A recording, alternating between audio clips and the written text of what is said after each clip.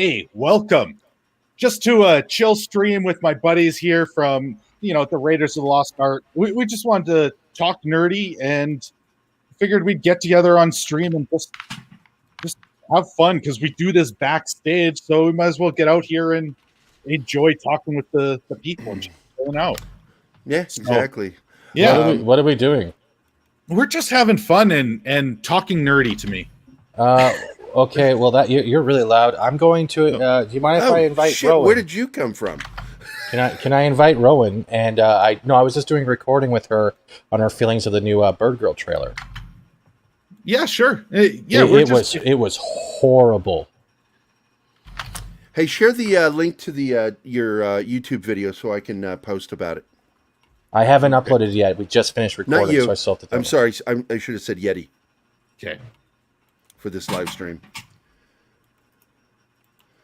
Yeah, I will watch for you, Steven, and I will repost what you post. Okay, there's the link there.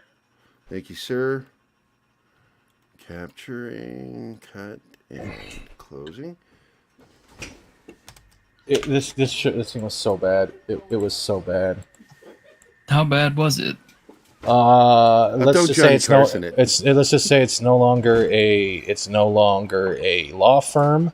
The male character who was part of the team, his whole outfit is wearing a giant bird symbol on his crotch with knee pads and a shawl.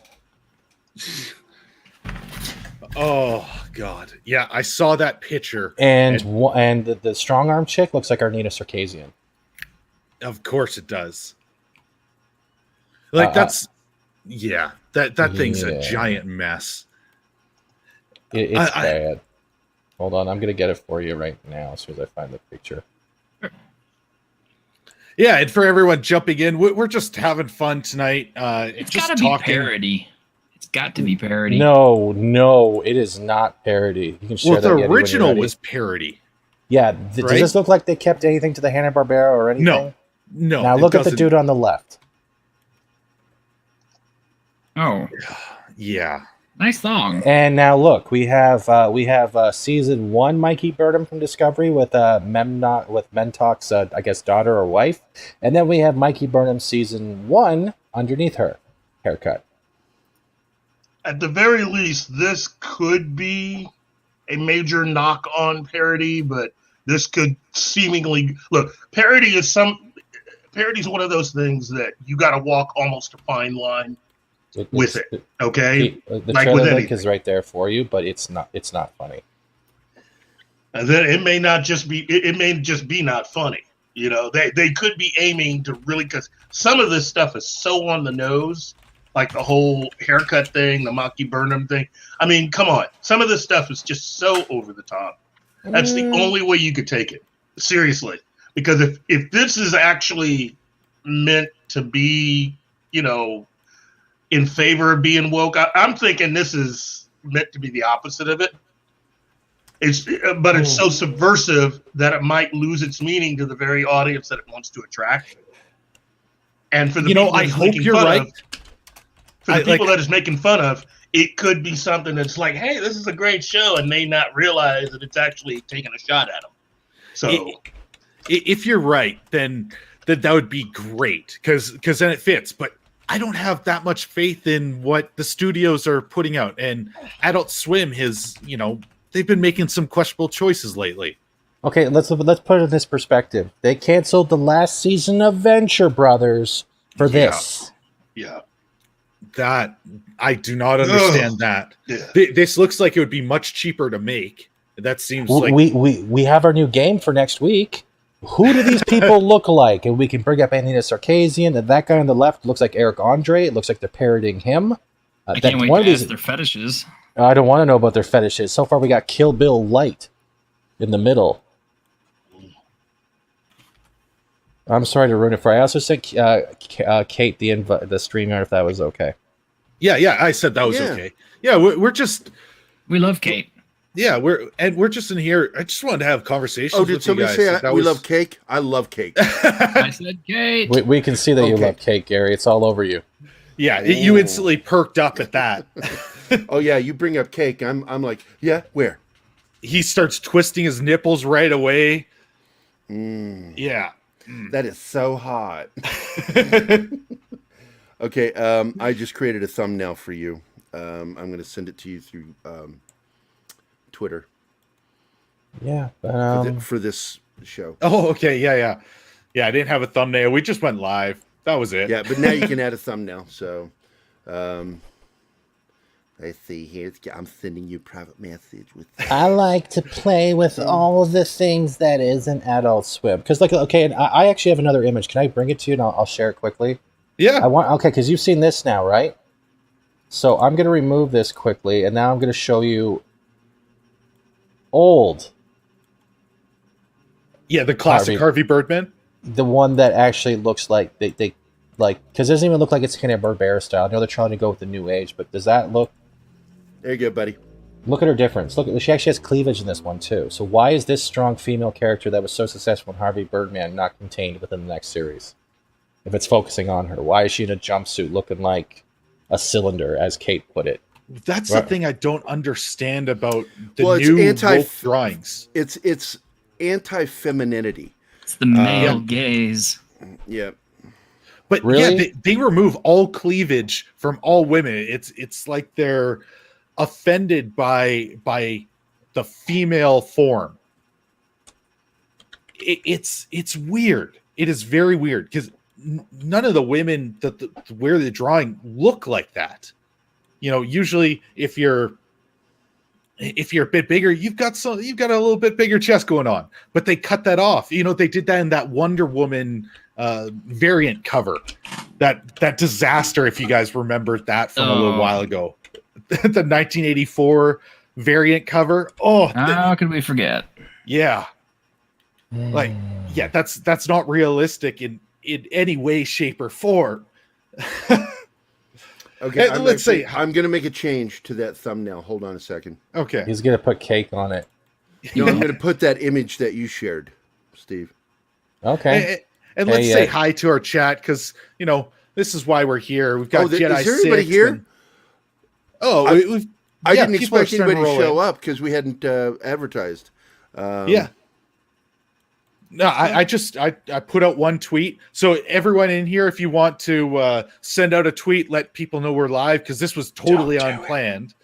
But yeah, the you know, Jedi 6, the Salty Nerd podcast is in here. The Sentinel, Keely Chow, Fat Steven's about to be kicked out. Let's go live Fortnite. It's Keely Chow. And we've got What About. He's joining us. Thank you for coming by. We appreciate it. Hit that like button. You know, share us out because we just jumped on because we were starting to talk and want to talk in front of you guys. Funny thing is, most of our freeform talking and stuff like that ends up being more productive than our shows. How does that work? I know. Yeah, that's what I was hoping we could get going here. That little bit more productivity and the way it just rolls backstage. It's really weird how that happens. It's enjoyable because the conversations get, you know, nice and deep and, you know, philosophical and historical. It's interesting.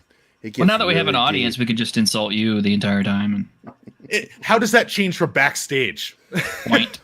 People can actually hear us. People think that I only shit on you when we're on the show. I shit on you in private too. It's one of their fetishes. Yeah, but that's only because I'm paying you. Oh. All right, here. I'm getting ready to send you the new updated thumbnail. Okay. And there we go. He says thumbnail, but it's going to be even though we're going to be. Did he just kick himself? I hope not. No, I can hear you. No, he kicked himself. Yeti just kicked himself. He shit on himself. He just kicked himself. Yeah, that was me. I clicked. I was going to pick up the thumbnail, and I end up picking up something else. An I STD. kicked myself out. Here you go. This is the new one. I'm sending it now to you. So here you go. Oh, there you are. This is the professional type of behavior you will get here at YetiCast. And yes, Zach 7, this is a random stream. We just wanted to have some fun. Yeah, so, I have joked at many of my jobs where, you know, I worked as a graphic designer artist, that and my bosses would all agree that they really just pay me to be an asshole. Are you on the free version, Yeti? Or are you actually pimped out StreamYards? Yes or no? Pimped out. I have a guest I might be able to bring on. Would you like me to invite him as well? Sure. Do you know Geek Time TV? Sure. Yes. Yes. Yeah. Bring him on. Yeah. Sure. Well, I'm never sure who he's going to bring on. It's always a risk with Fat Steve. You're like, there's going to be some weird thing jumping on stream. There's going to be a dick pic coming at me. That's scary with the dick pics. And if weird stuff's going to pop up on stream, it's pretty much you.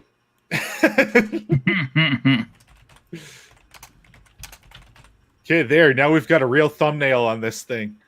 Oh, don't you guys love how high tech we are here? No, but if they touch C-Lab next, I'm going to lose my shit. Oh, you know they will. No, they won't. It's going to come down the pipe. They don't hold anything dear. So why would they not fucking do it? Yeah. They don't cherish anything. They want to shit on the past, kill the past. Dude, that's literally was in the description. I'm not kidding. I literally had that in the description of the what we were just talking about with the bird girl, right? And literally this is how it goes. Judy Kensebin inherits her father's company. Technically, his company is a law firm, so this is already not going with the way the canon works. Which would be great if the company weren't built on the most socially irresponsible 20th century products and practices that, on a good day, involves clearing redwood forests or operating for-profit children's hospitals. I find that hilarious, but it's bad. Yeah, it's like the rag team together. They try to undo all the luridly dangerous decisions of the generation before. Right there and then and there, that's showing we're trying to get rid of the past of the show. It's with all media right now. They are getting rid of everything that came before so they can put their own stamp on it. Or just because they hate it. Sorry, go ahead. Yeah, but I think that could also be part of the joke, if it is. And technically, a lot of the stuff that even we grew up with was really just putting a spin on the past. I mean, if you really think about it, science fiction as Hollywood has defined it and what they were doing with it is really radically different by the time you get to Star Trek. Star Trek is a break from the way that Hollywood was using science fiction. It has many of the same tropes that many of the biggest quote unquote Hollywood science fiction movies up to that point had used, but they were using them differently by having really, really well produced scripts that were talking about things in a way that it was going deeper than a lot of other science fiction shows. Even shows like Lost in Space was the #1 science fiction show on television when Star Trek hit. Okay, that was the standard according to television in the mid 1960s. So Star Trek was already on an off foot anyway, because it wasn't like other shows.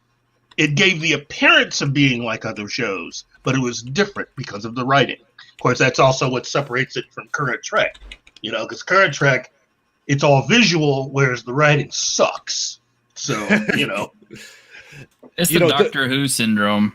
Because old school Doctor Who, you had kind of cheesy looking special effects, I mean, some of them are just downright cheap special effects, especially like, the Tom Baker era. But the stories were really, really good. They were really, really engaging. The acting was usually pretty right on point. A lot of memorable stuff. Well, mainly because they had to make up for the fact that they didn't have the money to be able to do all the stuff that they wanted to do. So they and a lot of people nowadays don't do that. It was really good. Yeah. But a lot of people don't have that nowadays, and so they think that if the thing about Star Trek Discovery is that if you were to be fair and take every single iteration of Star Trek and strip away all of the stuff that it has as far as visual effects, hell, just read the scripts and you can tell the difference about what's quality and what's not. And really, for television, that is one of the 3 defining things. You know, you've got to have really good scripts. I don't give a care what your show is. You've got to have really, really good scripts. Okay? It didn't matter if it's a drama, if it's a comedy, or even a dramedy, or a documentary. You got to bring it when it comes to the scripts. And if you can't do that... Mm-hmm. Yeah, I agree, Keith. One of the things that was really brilliant about that old Star Trek was the fact that they were able to talk about social issues. They were able to talk about, the racial inequalities, black and white. They were able to talk about the Vietnam War.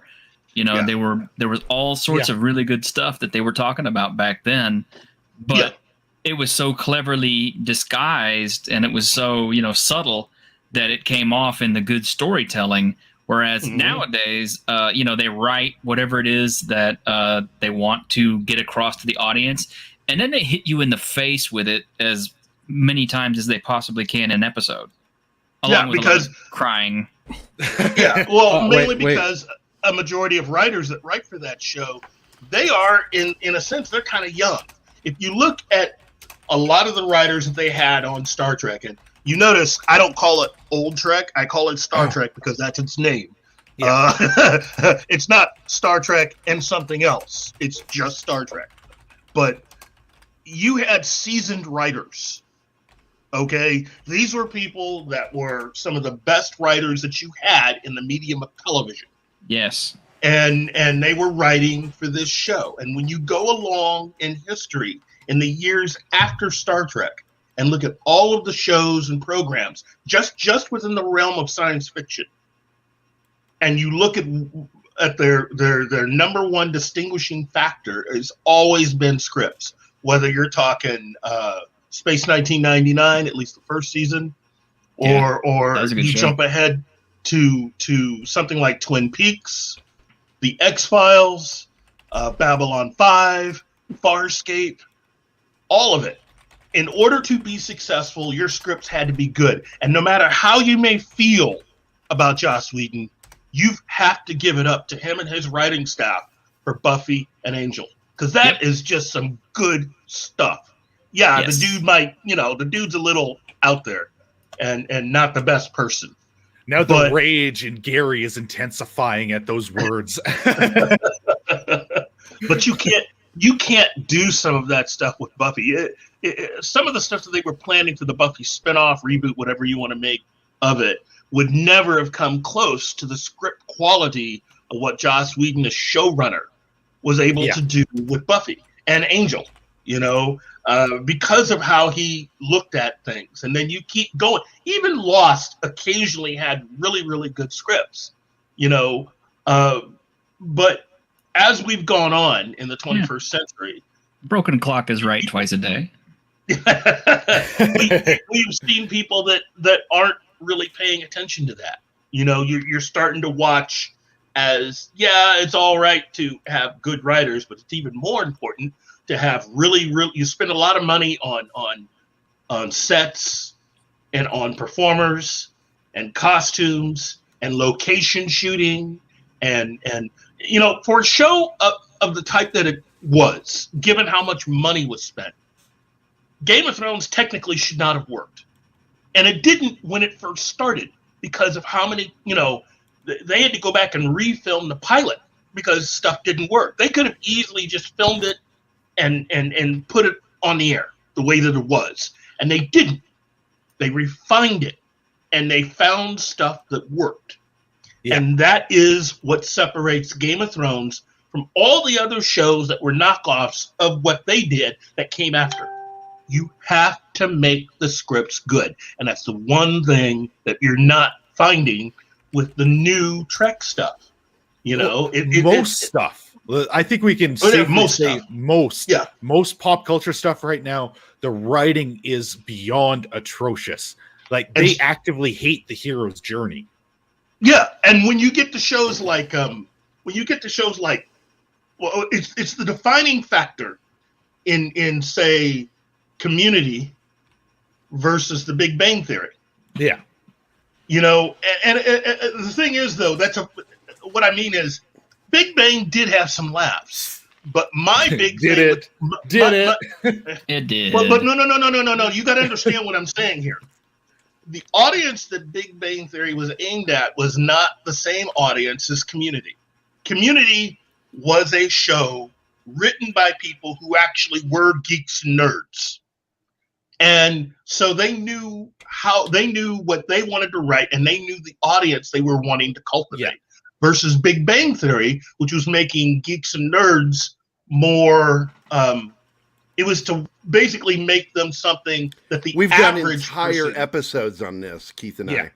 Yeah, trying to explain to people, you need to know the difference between somebody that respects you and is part of your community, like the show versus Community, versus someone who's making fun of, making light of, or at least making money off of that. And when you look at it that way, you know, because whenever somebody would make that kind of charge, you'd always hear somebody defended by saying, well, they know people that work for NASA. They know people. No, it's not the same thing. Yeah. You know, if you want to know what it's like to be gay, you ask a person who happens to be gay. Or you don't go and ask somebody that isn't, you know, gay. That's Gary's to give you an impression. No, Gary only slips on rice cannolis. That's what his code name is for penis. But that's Operation the Rice Cannoli. He's turning red. Look at him, Keith. He's blushing. It's a little bit of a fine line, but it's enough of a fine line. Yeah. And then when you spend money, you know, so that when the people behind Community go off and do animation and make something like Rick and Morty, and you look at what their humor is compared to something like, say, Venture Brothers or Family Guy or The Simpsons. All of those are funny shows, but there is a fine line between all of them.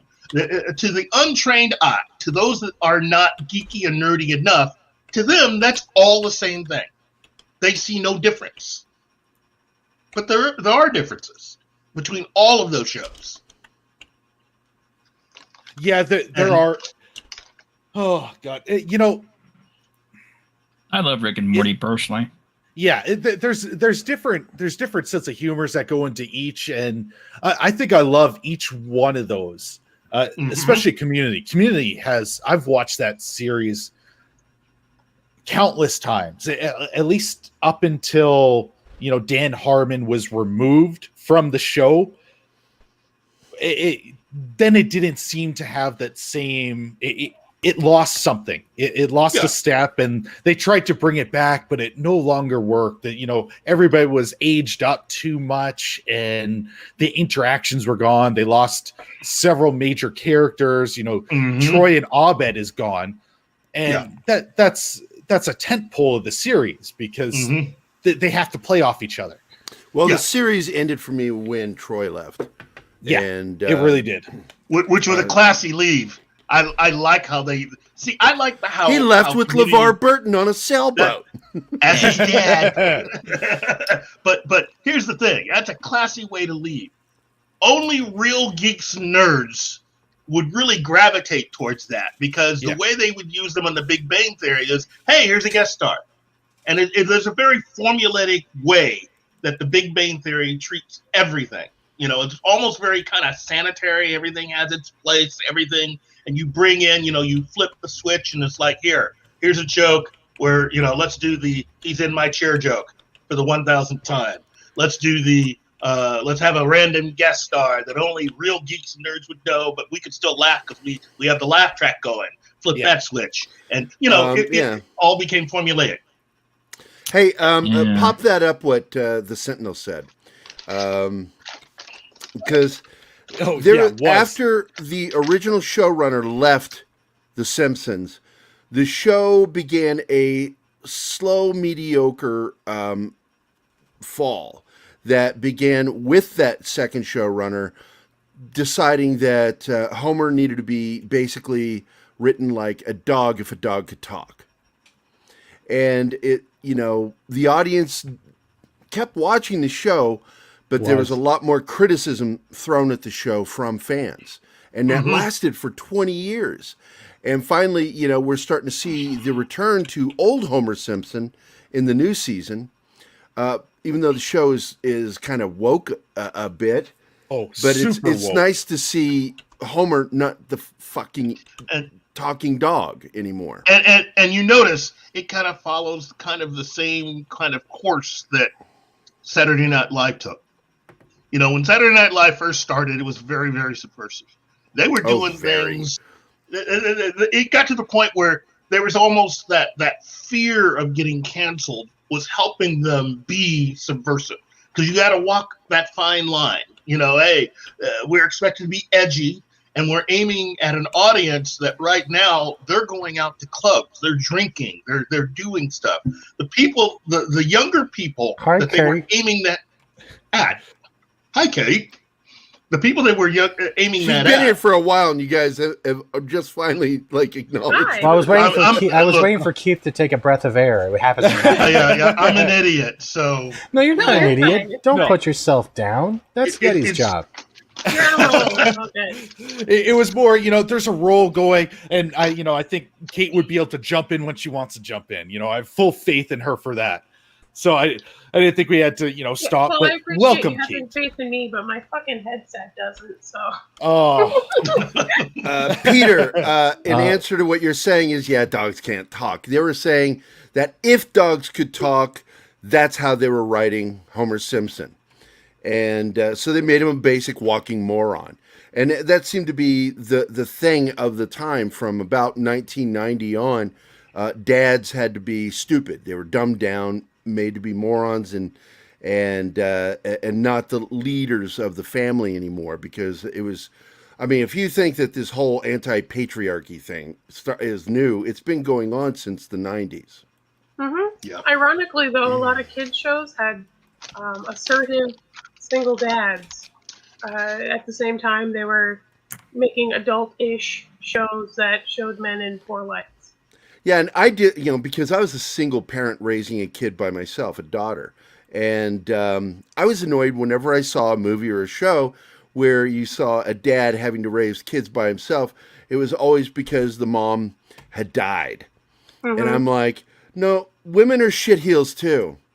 They exist, shitheel moms. Oh, yeah. And, it happens just as often as shitheel dads. Yep. Yeah. You won't see that on TV. You won't see that on TV. I have a question. What about shitheel geodes? I think that is just shit covered geodes. Ew, Gary stepped on me. Gary has experience with this. It happens. The smaller the geode, the happier I am. I'd rather have Fushili Jerry at this point. No, I'm sorry. I swear I don't know how this geode got up my ass. I slipped. I swear. Oh my God. Hold on. Peter Svat says, but I hear my neighbor's German Shepherd telling me to do bad things. Or do you guys remember the skit from Little Britain, right, where the dog kept telling her to break things and cause crimes? Yeah. No. Okay, you remember what I'm talking about. You remember that one? Throw that brick. If you love me, you'd throw that brick. Oh, and then he's like, he throws the brick. He's like, you told me to throw the brick. I didn't tell you to throw that brick, you dumb bitch. No, I don't want to. And then you actually can see him be taken away while he's mouthing the words of the dog. This reminds me of one of the sort of like that show Wilford. Yeah, this reminds me exactly of Wilfred. And if nobody has seen that, you need to go watch it, especially the first 2 seasons. That poor guy that created it, because he started in Australia. Yeah. And I watched that entire series. And then he brought it to America and got the kid from Elijah Wood? The Hobbit. Yeah, Elijah Wood. Yeah, Elijah Wood. And I really enjoyed the shit out of it. But that dude is fucked up in real life that plays Wilfred and created the show. Really? And you don't see him doing anything anymore because people are like, you got some problems, dude. He has some serious issues. Okay, some people have issues. He has phone books. Because I know they use the same dog, the same Wilfred actor. Is that the creator? Okay, that is creator. Okay. So he created and starred in it. Yeah, and it's like, and he's had right before the end of the IMDb boards, there was a huge group of people that just hated him and would just tell stories about shit that he did that they saw in person. And then IMDb is like, we need to end this whole board thing because it's going to be a problem as we progress. Oh, it was such a funny show at the start. The later seasons, it kind of lost it a little. It just got weird. Yeah. You know, it became more science fiction-y, to be honest with you. It did. It really did. We started looking at the possibility of alternate realities and all kinds of shit. And I'm like, you know what? Two dudes, a dude and his dog smoking weed. You know, don't overthink it. Don't overthink it. Just put your hat down, sit down, and just enjoy the show for its weirdness. And people will. I will say one thing though. I'm going to keep preaching this. So far, Invincible, I've enjoyed it. Even Clobbering Times, you guys have all heard of Clobbering Times, right? And he's a very big connoisseur awesome of the channel. comics. He preached it. He actually preached that it was good. Yeah, there are little changes here and there, but it wasn't an amazing. Like you didn't feel like all 40-minute episodes were gone that quick. It felt like just a one story. And they're not that long episodes, and I felt we got so much. Piled in there, and I kept like pausing it to see how much time is left. I'm like, oh my god, all that happened in only half the episode. Yeah, and I was blown away. Notice what happens when the people involved with the original material are allowed to have a creative stake in what you are putting out there. Because when you look at shows like that, or like Deadly Class, which is another one, where the actual writer of the comic was also the showrunner of the show. I think it works. Sometimes it depends. I would not want Garth Ennis involved in The Boys. His hatred of comic books is so offensive at an intellectual level that I just fucking can't stand the guy. Yeah, Alan Moore would not be a good showrunner. I like Garth Ennis, okay? You can all you want to, man. I'm not going to take it away from you. But he should not be running any shows because before we go down this road, I mean, really, no. I have a good point. Had he had more to do with it, it would have been even more woke because it was already woke. Yeah. Technically, if you really want to go down that rabbit hole, technically, The Boys. Yeah. And we can go down that, but right after I read this super chat I just got, and it's from, okay. I'm not sure how to say this. Joac, he tipped $5 to YetiCast. Please tell me you're using a blue Yeti for your mic. And yes, I am. Because when I saw that, I'm like, okay, it's fate. I have to go with this. Nobody believes you because we've never seen it. Oh. How can you? Well, it is there. It is in front of my face. You're a great big fibber face. And thank you for sending that in. Oh, okay. I'm guessing that was from Jack of All Casuals. Yes, that makes sense now that I see him popping up right there. Jack of All Casuals. Thank you for sending that in. It keeps the lights on over here. We love you for that. And for this, you get the screaming. That is an actual quote from the last woman that saw Yeti naked. Yes. I never get tired of that one. Well, it surprises me that there would be any wokeness in something Seth Rogen is making because the guy has to worry all the time when he makes his jokes that he's going to offend somebody, and he seems to just move along and not worry about it. Comedic people or comedians have a tendency of being anti-woke. Good one. And that's just a simple fact. At some point in time, they did. I believe that Amazon, when you see that woke shit on one of those shows like that, I believe that is not the showrunners that's being enforced by Amazon.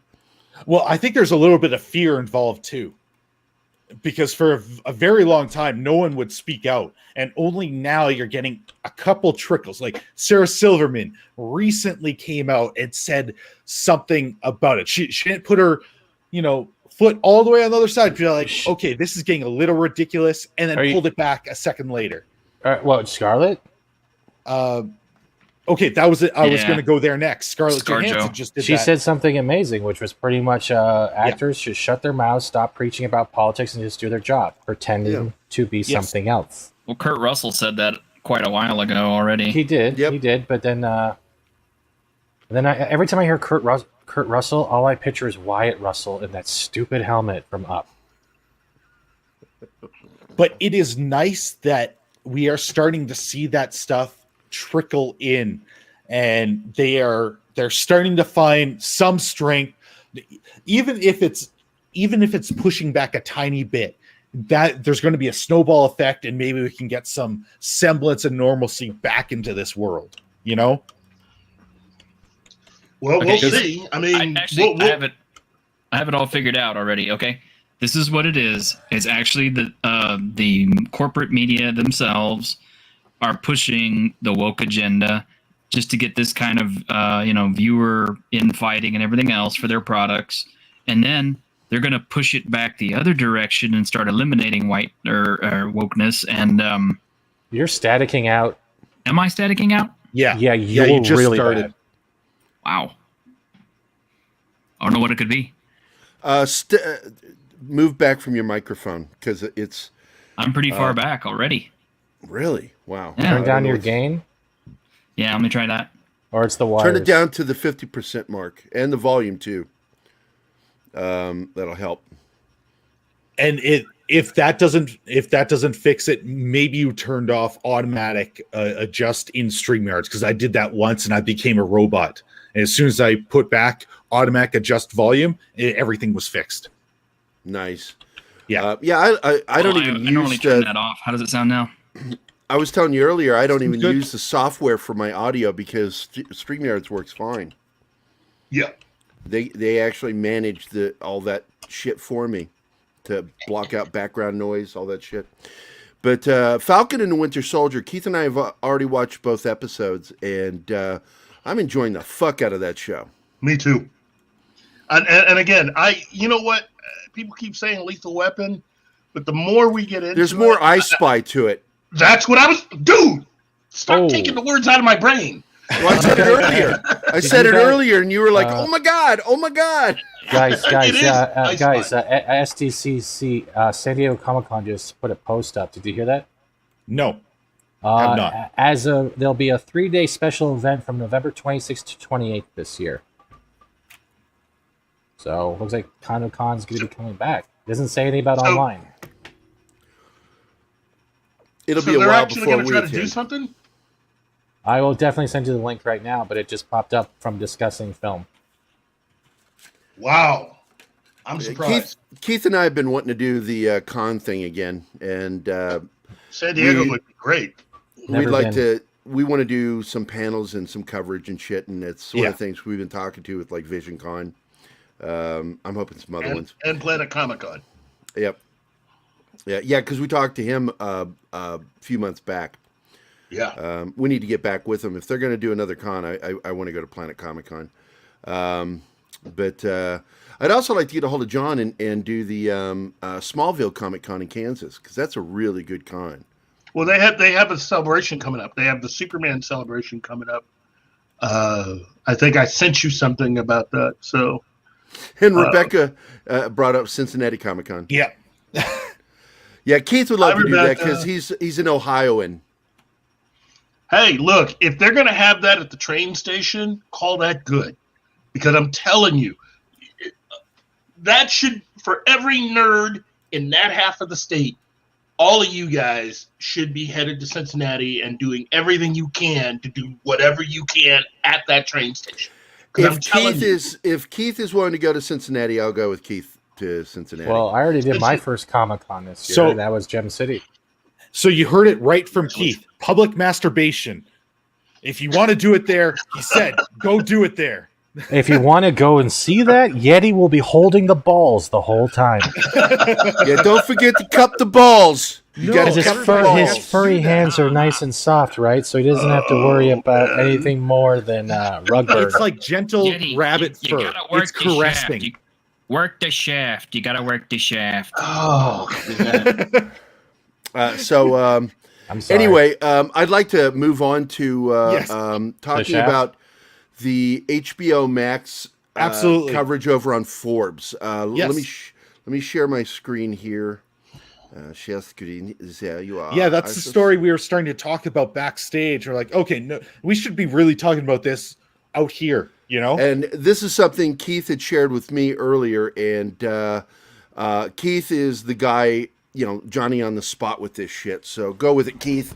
Do your thing. Well, pretty much the article is covering a service.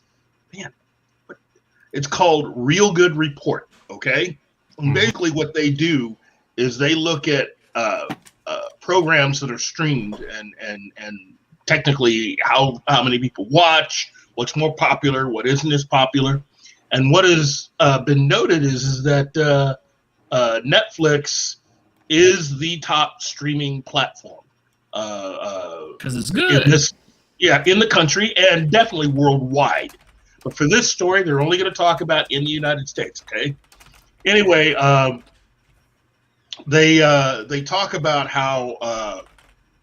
Let's see. Here we go. Real Good, a service that allows users to keep track of where movies are playing on the various available streaming platforms, found that HBO Max's share of the market has continued to grow and grow since its inception in early 2020, while Netflix's has continued to shrink. Real Good based these numbers on the behavior of its 2 million users. Okay, according to the most recent report, Netflix's share of the SVOD streaming activity from Real Good users shrank from 25 to 22% in the final quarter of 2020. While HBO Max has increased from 9% to 12%. And I sent Gary a chart that I was hoping he would put up so that we could see it on the screen. But if you just scroll down in the story, there is a chart there where you can actually see it. And you notice that Netflix went from 25 to 22%, and then Prime from 22 to 20. Hulu stayed the same at 15%, but HBO Max went up from 9 to 12, and Disney Plus from 5 to 6. To me, that is the surprising thing right there. Okay, the fact that's that a big change for HBO Max. That's right. Yeah, those are big numbers in this type of competition. Big numbers. And then the speculation in the story is that this uptick in HBO Max's share could largely be thanks to Warner Media's decision to release its entire 2021 theatrical slate on the streaming service, which they say is evidenced by the fact that Wonder Woman 1984 enjoyed the strongest opening weekend performance of any SVOD platform amongst Real Good users for the entire fourth quarter of 2020. Oh, we were all starved for a superhero movie at that point, so. That's right. But here's the other thing. Notice what's not on here. What service isn't on here? And that's no mention of CBS. Now called Paramount. Yeah. Okay. They were so far down my list of things that I didn't even consider them. Like, okay, what else is big? There's the free ones. My stomach. Like Peacock. Peacock's got to have at least a lot more viewers than even Paramount Plus now, because it's pretty much everything that's on that's on NBC and Universal. Okay, it's both. But there is a paid version of that where you basically, like everybody else, they have a paid version where that you can pay and not have any commercials at all, because they run a lot of commercials on Peacock. But here's the thing with Paramount Plus is, how bad do you have to be to not see any movement really to even get within the top 4 going like this? Because there is no way Paramount Plus is doing better business than Disney Plus. I'm sorry, there's no way. And they've got nothing at all. That's not true. Well, they've got nothing. Nothing is still something. They got nothing. They got something. It's nothing. Hey, it's not much. But time TV. It is sad, and to me, I think we are getting closer and closer to something big happening with Paramount Plus. Now, I'm not saying anything's going to happen to any of the Star Trek shows. In fact, according to Midnight's Edge, that's really what's keeping Star Trek or New Trek going, is the fact that now Paramount Plus has become the main revenue for being able to afford and produce those programs. So all of the Star Trek that is now appearing on Paramount Plus is looking at eventually becoming something that Paramount Plus themselves will be funding. Man, that is hard to believe that would keep them going, because you look at those numbers. I know. Look, so bad. I know. But look at everything up to this point and realize this has been Netflix and Amazon paying for it up to this point. And it looked like they were keeping everything going long enough until they could come up with Paramount Plus to be able to take it the rest of the way. To me, just like with the whole Disney and Kathleen Kennedy thing with Lucasfilm, technically, all those people would have been fired. Everybody associated with Star Trek right now should have been handed their pink slips and shown the door. And the fact that, but they're not. Of course they're not, because it's all legal stuff. What it comes down to is, it's like Gary and I have been saying. What you had was somebody in a position of power, in this case, Les Moonves, who basically decided to flip the bird at every single Star Trek fan and show how much of a dick he was by writing a contract that basically allowed Alex Kurtzman in Secret Hideout to pretty much reign supreme on all things Star Trek. The way that contract is written, Alex Kurtzman really is the authority on all Star Trek. Not Star Trek for TV, all of it. The films, everything. Oh, Jesus! I just died on the inside at those words. Yeah, it is sad and it's really bad, but also at the same time, you can at least understand now why they are that anxious. Now, children, Sherry Redstone has been trying to your DVD collections right now, because pretty soon it's not going to be made anymore, or it's going to be adulterated. Get your DVD collections now. Keith, I have a question to add to this, though. Do you think when Prodigy releases, it's going to kill Paramount Plus just a little bit more? Because I don't think that's going to turn out in a positive aspect, especially for a series that's supposed to be aimed at kids, and it doesn't even look like Star Trek. It just carries that tag like a Band-Aid. I'm telling you right now, the mental damage is starting to happen. I had mental damage. That was started back in March last year. When you talk to someone like a Robert Meyer Burnett, one of the scary parts about this, which we're going to have him on our panel with you guys on April 23rd. Yeah, fantastic. That's going to be Friday. Be on our show. Now, before we jump in anymore, let's say hi to Geek Time TV. Thank you for joining us. Hey, Geek Time. Hey, I'm sorry it's taken so long for us to say hi to you, but how are you doing? Let them say hi. Been enjoying the conversation, and thanks for inviting me in. You're welcome, Steve. Yeah, we are glad to have you. Right, Star Trek is dead. That's no. Star Trek is not dead. New Trek is dead. Old Trek lives with a passion because everyone still loves that. It is not dead. Absolutely. It's like Disney Star Wars. Jesus on that. It's just so good. Shit, I didn't warn Geek Time about Gary. Oh, I'm sorry. Oh my god. I love Star Trek. I love you guys. Come here, I'm gonna piss on this dumpster in Miller Time. Yeah, it's funny because watching Enterprise and Voyager, which I thought were the weaker of the two, clearly back then, they seem like masterpieces now. Yeah. Notice how that works with both Star Trek and Star Wars. Stuff that people actually thought was the weakest stuff has now turned out to be, Keith, you're absolutely right. I have new appreciation for the prequel trilogy now. Yeah. Isn't that weird? Yeah. I hated the prequel trilogy, and all of a sudden I love the prequel trilogy. I have a question though in general though for when it comes to Enterprise. Pretty much everyone here has seen it, I'm guessing, correct? Yes. Surprise. Yeah. All right. Do you guys still fast forward through the Michael Bolton intro? Oh, God. I like it. Okay. I hate it. I can't stand it. I can't stand it. It's catchy after a little while. Like no. I can start digging. Like, okay, yeah, here we go. It's slow. Why are they on this channel again? This plays to what I was just saying. This plays to what I was just saying. The damage being done by New Trek is that anybody that does not understand Star Trek, as Robert Meyer Burnett has pointed out, this is their Trek. This is what they are. This is how they're gonna judge everything. And Steven just broke. I think Steven just lost his shit, guys. Okay. That's Steven. Oh my God. I just realized the sadness of that statement. Oh my God. Oh shoot. Oh, and guess what? I'm That's never not only breeding. true. That is not only just true for Star Trek. It is true for Star Wars and Doctor Who. For Doctor Who. Yeah, because Jodie the longer this stuff stays on, the more it's going to infect those who aren't as familiar with the stuff that is actually really well done. Because younger people are going to start at the easiest. I mean, think of it this way.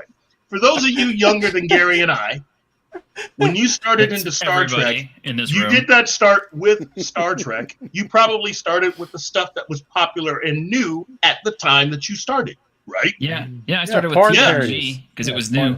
There you go. No, Voyager was the newer one, but I think I started on TNG because there's always these replays after school, and so I end up watching a new one every single day. Bigfoots don't go to school. Yeah, we have a version. It's where you learn how to hunt. but that gets to the point of what Robert Meyer Burnett was saying, which is. That is the sad fact. If you're going to fix this stuff, you're going to have to basically work through the rewiring of the fans once you get control of it. It's going to take a while to get them used to It's sort of like when the Christmas lights deprogramming. When Christmas lights stop working, you know that one of the bulbs is bad. That's what we got to do. We just got to find that one bad bulb. This is where I got to push back on you a little bit because I think. You're saying they're trying to move ahead so that it's erasing everything in the past. That way you have new viewers that don't know what was going on beforehand. Is that essentially what was? Well, I mean, you look at what Star Trek did, where they completely rewrote the history of Star Trek. Yeah, by when the walls fell. Yeah, it's like basically all the stuff that we loved from before is now not what we think it is, because Mikey Spock is actually the one who made Kirk and Spock become friends and all that shit, and just fucking goofy. Was that before or after Spock pegged? Was that before or after Spock pegged Kirk Shatner? I'm trying to remember what storyline from Twitter we're going with. No, okay, but this is where I got to push back, because I think they're just going to lose fans, and it's going to get canceled. That's going to be the sad fact, and people will just watch the old stuff, because even if you sit someone down who's younger and the effects are bad, they still get into the stories. And I know I've shown several people TNG, and they would just dive head first into the stories and get absorbed, even though the effects are a little janky. It's not quite the same fast pace. Well, CBS also put out the lifetime decide. Well, CBS put out the special edition of Star Trek, the original series, with new effects. That's what's available through Netflix. And that is what new fans are running into with this great CG effects, and it's like we're getting a new fan base to the classic Trek. And so they can try all they want to with this new stuff. The fans that they're trying to write for don't give a fuck about it. They're like, they support wokeness. They don't support Star Trek. I'd like to also sorry, Gary. I also want to add to this quickly. It's like the thing though. Let's go back to TNG in general, because most people are familiar with TNG. Let me go to DS9 and Voyager. Yeah, some of the CG is bad, but it wasn't just the CG that was what everyone was looking for. The character development, the character interaction on each episode was one of the grandstands that these series carried. Not only was it full of diversity, as doesn't matter if you're race or alien race or your ethnicity, they came together and they were working together to get out of a problem. They didn't have to deal with what like Picard and Discovery is pushing. It was more community based, but they were still a crew. They were still family. And especially with Voyager being locked in the Delta Quadrant, they had to focus on not only getting home, but making sure they survived through territories and races they've never seen before. No, I agree. These other two into a coma from all the Chakotay episodes. But it's not just that. It's just the fact that when you look at Discovery or Picard, they have lost that nuance. They're making it more the blame game, and that everything has to end with a firefight. No one wants that. Yeah, well you what? cannot. I was just going to say, every single time they bring back one of the original or early casts from any of those shows, you're doing more damage to being able to get out of the hole that they've dug themselves in. And now we're looking at the latest rumor is that Scott Bakula could be returning to do something. And that Avery Brooks, they may have found a way of getting Avery Brooks to come back. No, and if they do that, that is really going to put a stake through the heart of DS9. Because they have been trying to get Avery Brooks to do something for years to help with that, how they ended Well, DS9. we know that Bakula's woke because NCIS New Orleans is just a fucking ridiculous show that no serious law enforcement people would watch and go, oh, that's believable. Because, no offense to Enterprise, but every time I saw Bakula, the first thing I was waiting for was Ziggy and Al to pop up. Every freaking episode. I was really like, anytime now that windows go open up and Al's going to pop up with Ziggy and tell him who he has to sleep with to get out of that next century. He sounds like an amazing villain, though. You know what? It'll be temporal Cold War related. Any money if he does come. That's what's going to be it.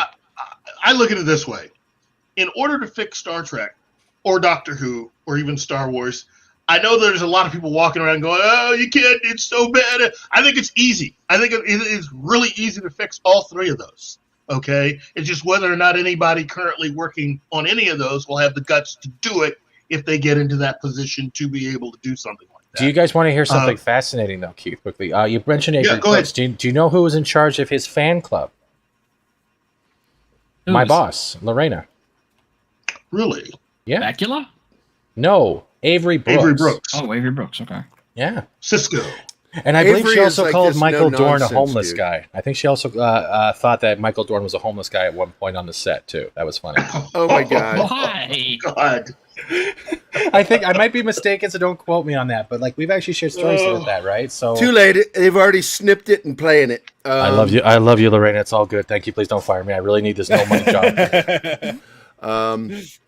But hey, let's move back to Warner Brothers for a second. Do we have to? Because Mike, I really want to put a shout out to Mikey Sutton because he is really one of the best scoop guys out there.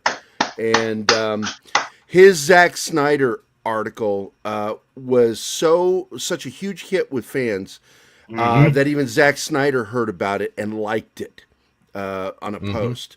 And of course, Keith and I were in a race to see who could get the snapshot. And of course, technologically, we all know that I'm far more advanced than Keith.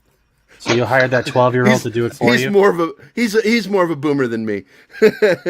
So, yeah, I got the snapshot from Mikey, and Mikey shared it. But it was all about this article. I'll go ahead and share it now because they pulled it down because we were talking about Star Trek, and I didn't want to.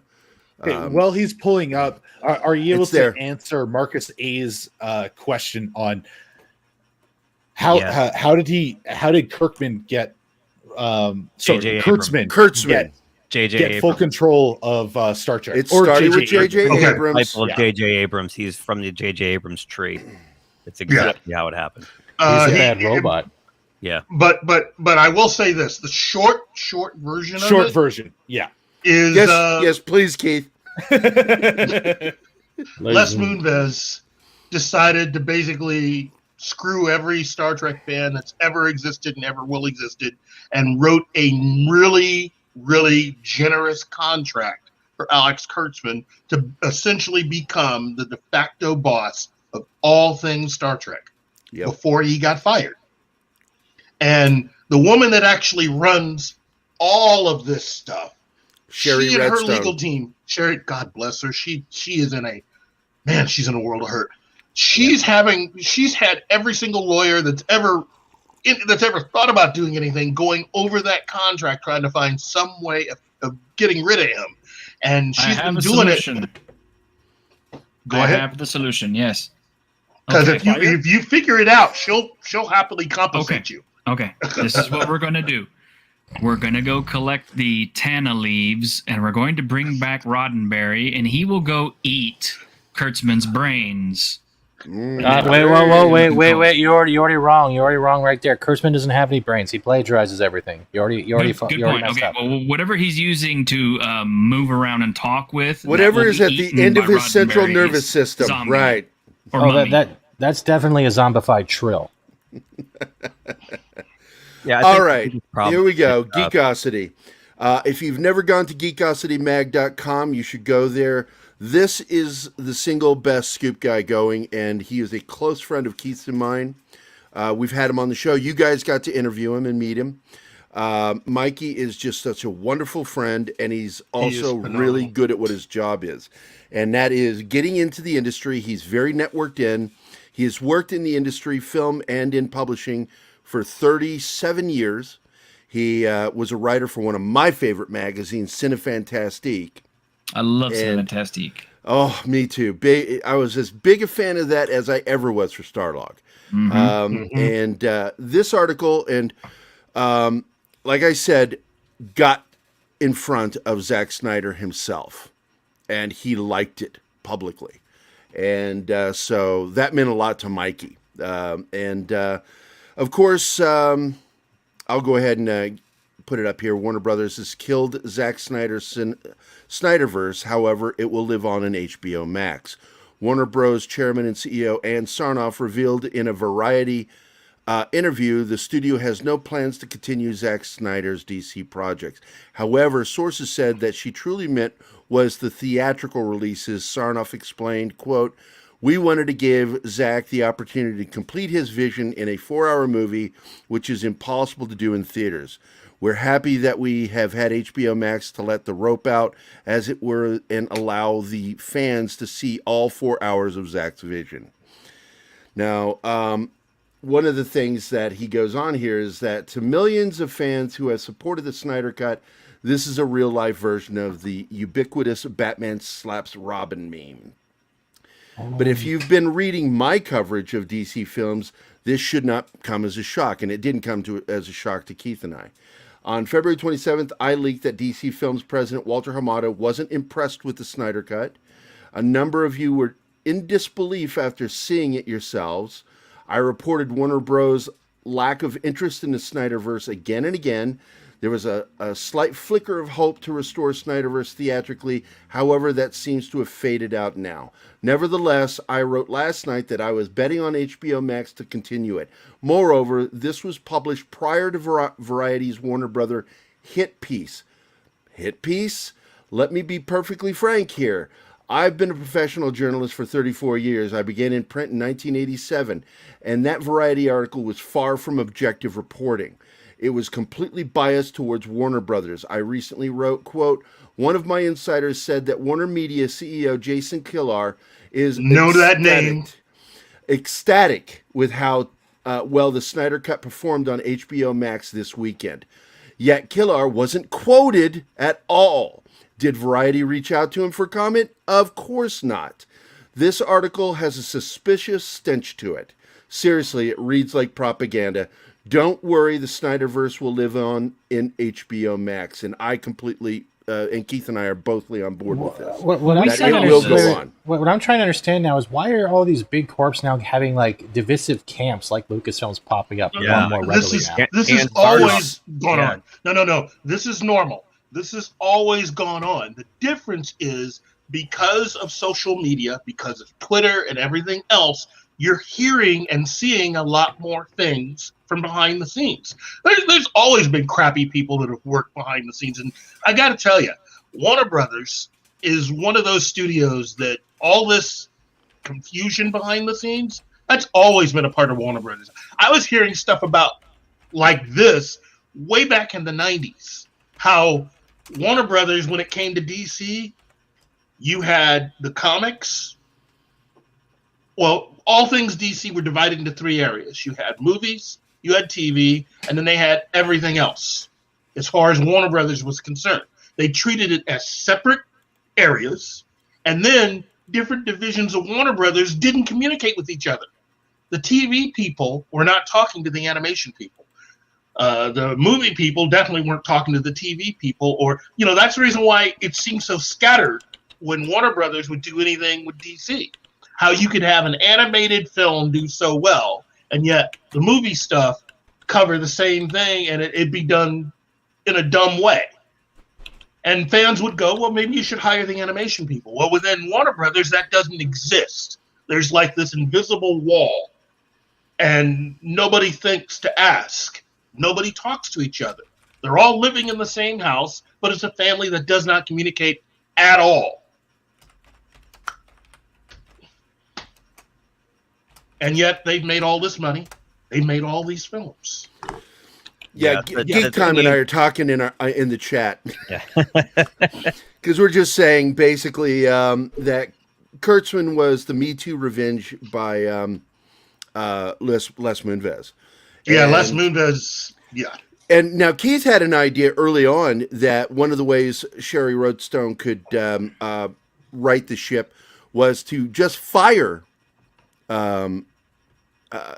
Kurtzman and take the retirement package away from Les Moonves. Yeah, I didn't because he caused before. this whole problem, but then we learned he lost that. So yeah, and the problem there's this huge clause in the contract that if CBS or anybody else tried to fire him before his time was up, that he was going to get this huge payout that would have made him one of the richest people in entertainment. That was Les Moonves' fuck you to Sherry Redstone. Yeah. On the Ann Sarnoff thing at Warner Brothers, my God, it's like watching their version of Kathleen Kennedy. But I think she needs to be a little more careful, though. I think because AT&T is the one who mandated the Snyder Cut, and AT&T is not going to do what Disney sits there and kind of get Kathy. How do you win a fight against the people that write the checks? Exactly. I know. The thing is, AT&T is getting a great new way to look at how to handle business, films, and movies and distribution, because they look at Disney and going, fuckheads, and they're like, I'm going to do the opposite. And guess what? It's showing. As much as people had, there's been contradictions and controversy with the whole Snyder Cut. A lot of people enjoyed it. Some people didn't, but a lot of people did because they got to see what they were fighting for. And that is the main thing that this whole 4-hour film, God, 4 hours, gave them. And I think that's the one thing AT&T was hoping for, that the voice would give back in the money. And I've watched it twice now. I don't know about you guys. It was even better the second time I watched it. Did you actually watch it with your eyes open? Yeah, I watched the entire... You are right at the height of my dick right now. Oh, that's cool. I got a magnifying glass. Look at you right now. That's right where my dick is. Where does that put me then? I'm punching my dick. Dora the Explorer in the search for the micro penis. You got the Irish curse, do you? I was in the pool. Let me at least say this. Kathleen Kennedy, Alex Kurtzman, and of course what they have going on at the BBC. All of these individuals have either a combination of who they know or really, really well-written contracts. Hey, Gary, do you need this? It's impossible to get them out. Eat shit, Steve. Do you need this, Gary? Oh, you already asked me. No, I don't need it. What I need is the ability. It comes in men's. It does come in men's. I joke all the time that I have that belly, so I joke that I haven't seen my dick since like 1997. But anyway, except in a mirror. He uses a car jack. Oh my God. I do want to go back because Sean asked a good question there. How do you know about the contract and have you seen it?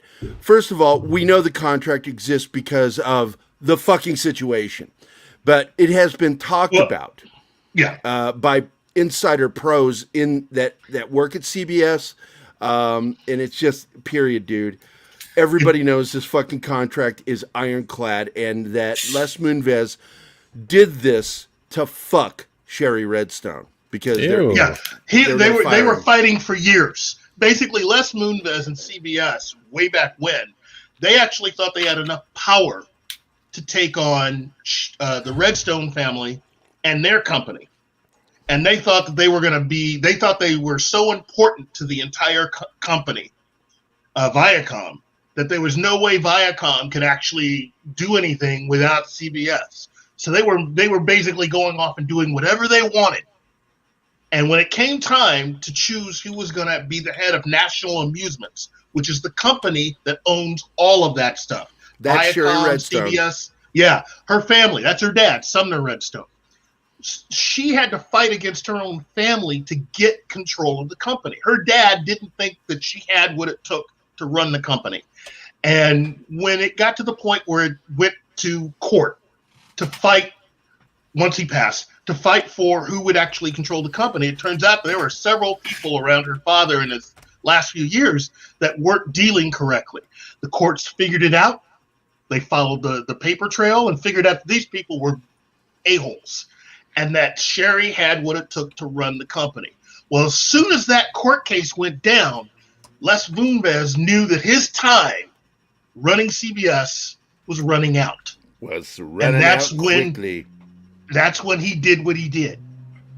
And so he did it on purpose because he knew as soon as she got control of the entire company, she was going to fire him because Les Moonves had basically, according to certain stories, Jeez. Les Moonves was much worse than a certain fat Hollywood producer who was canceled and is going, could be going to jail.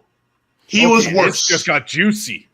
Yeah, he was way worse. That's the real reason why he lost his job, because he was basically doing stuff with.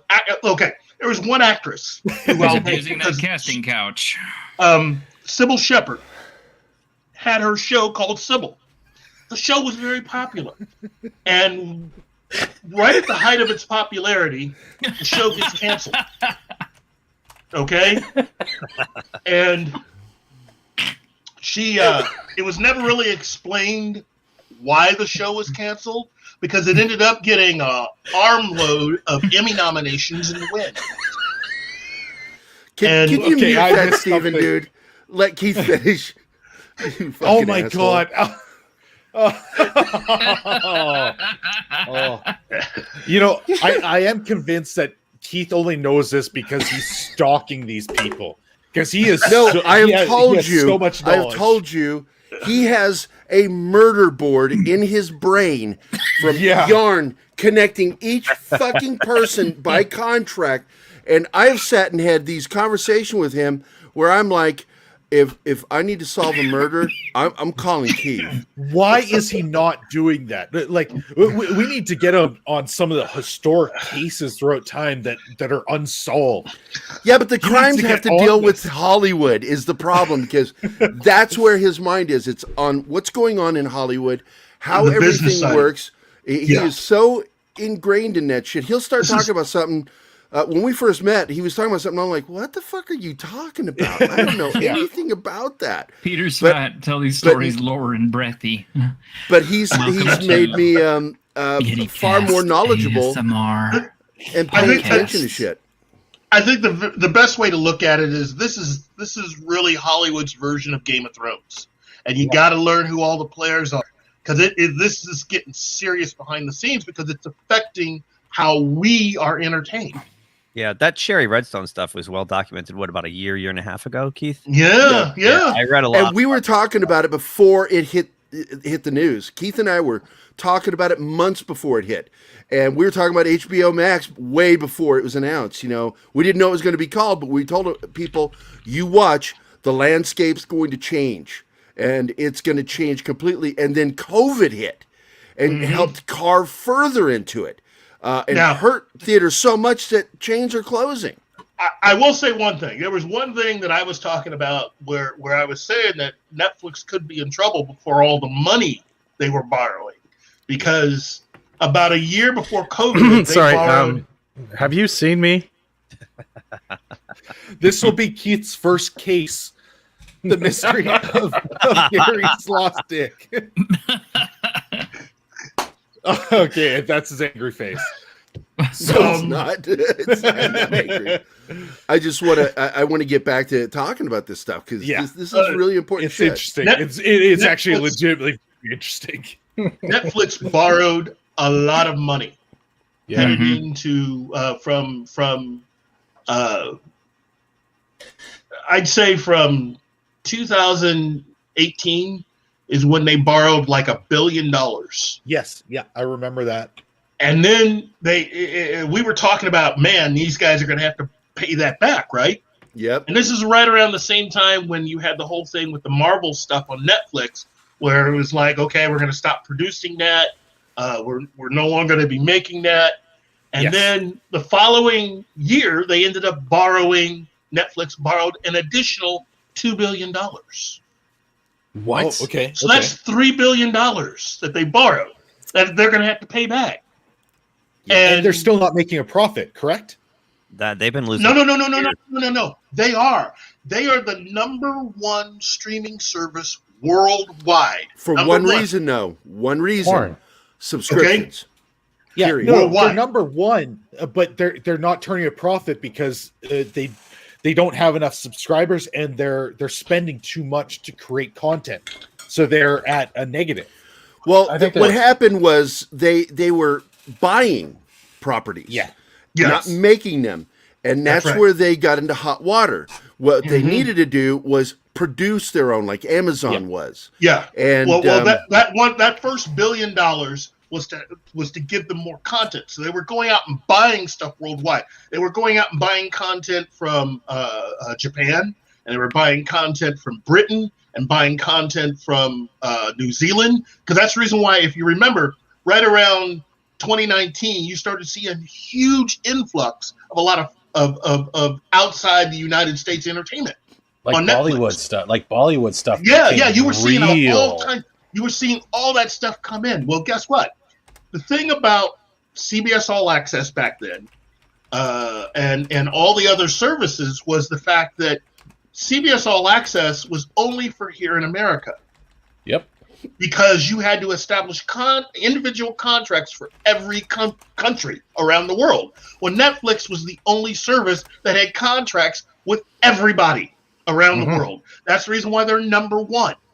That's also the reason why we're not getting like things like the Sportsnet and the Hulu packages when you're outside the U.S. when it comes to Disney Plus, because their content is literally just Disney Plus, but we're paying the same price. That's why it's not worth it to outside of the U.S. because U.S. is not, even with DC streaming service is the same way. They have all this content, but guess what? They only have it in the U.S. Guess what? There's more people than in the U.S. There's the whole world, but they refuse to go for those contracts. Breathe, Stephen. Breathe. I'm sorry. I'm sorry. I'm taking the essence of Keith right now.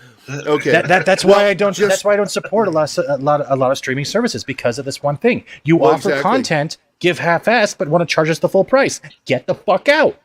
That Steven Spielberg.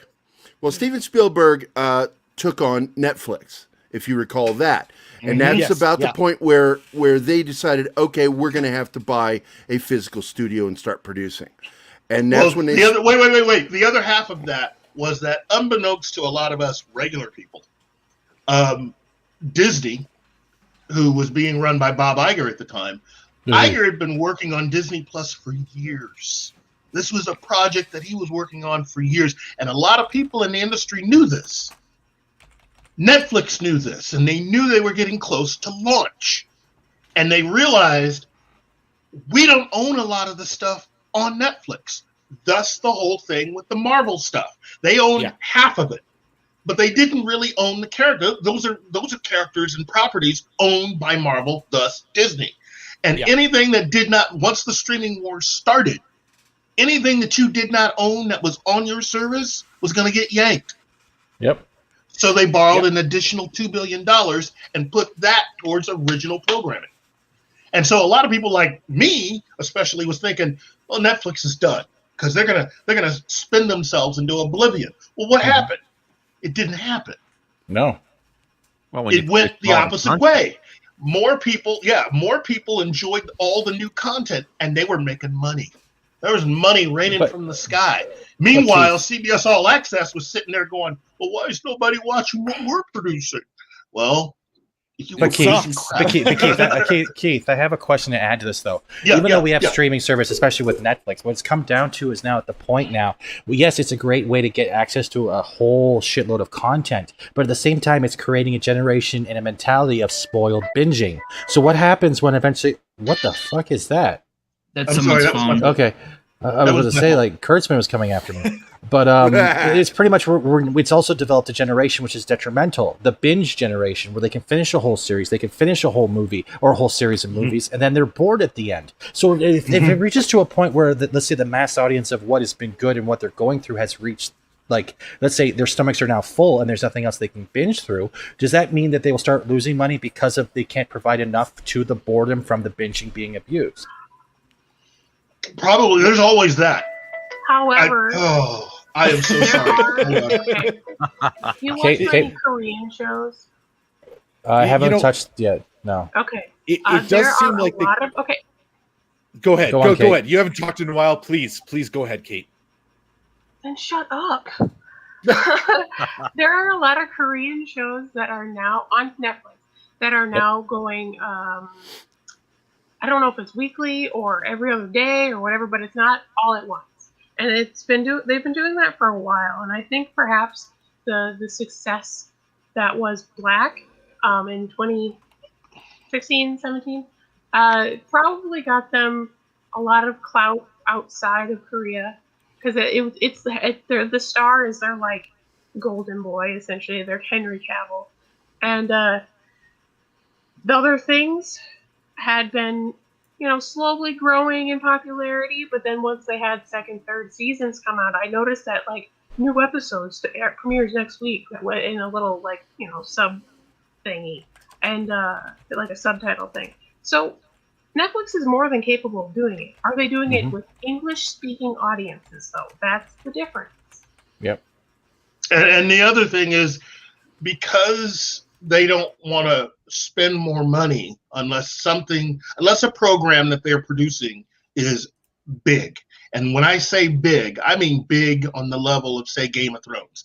At its height, Game of Thrones was probably the #1 program on the planet. Okay? Netflix wants to have something that big in order to continue to spend money on. Anything that falls short of that, they're only going to go 3 seasons on.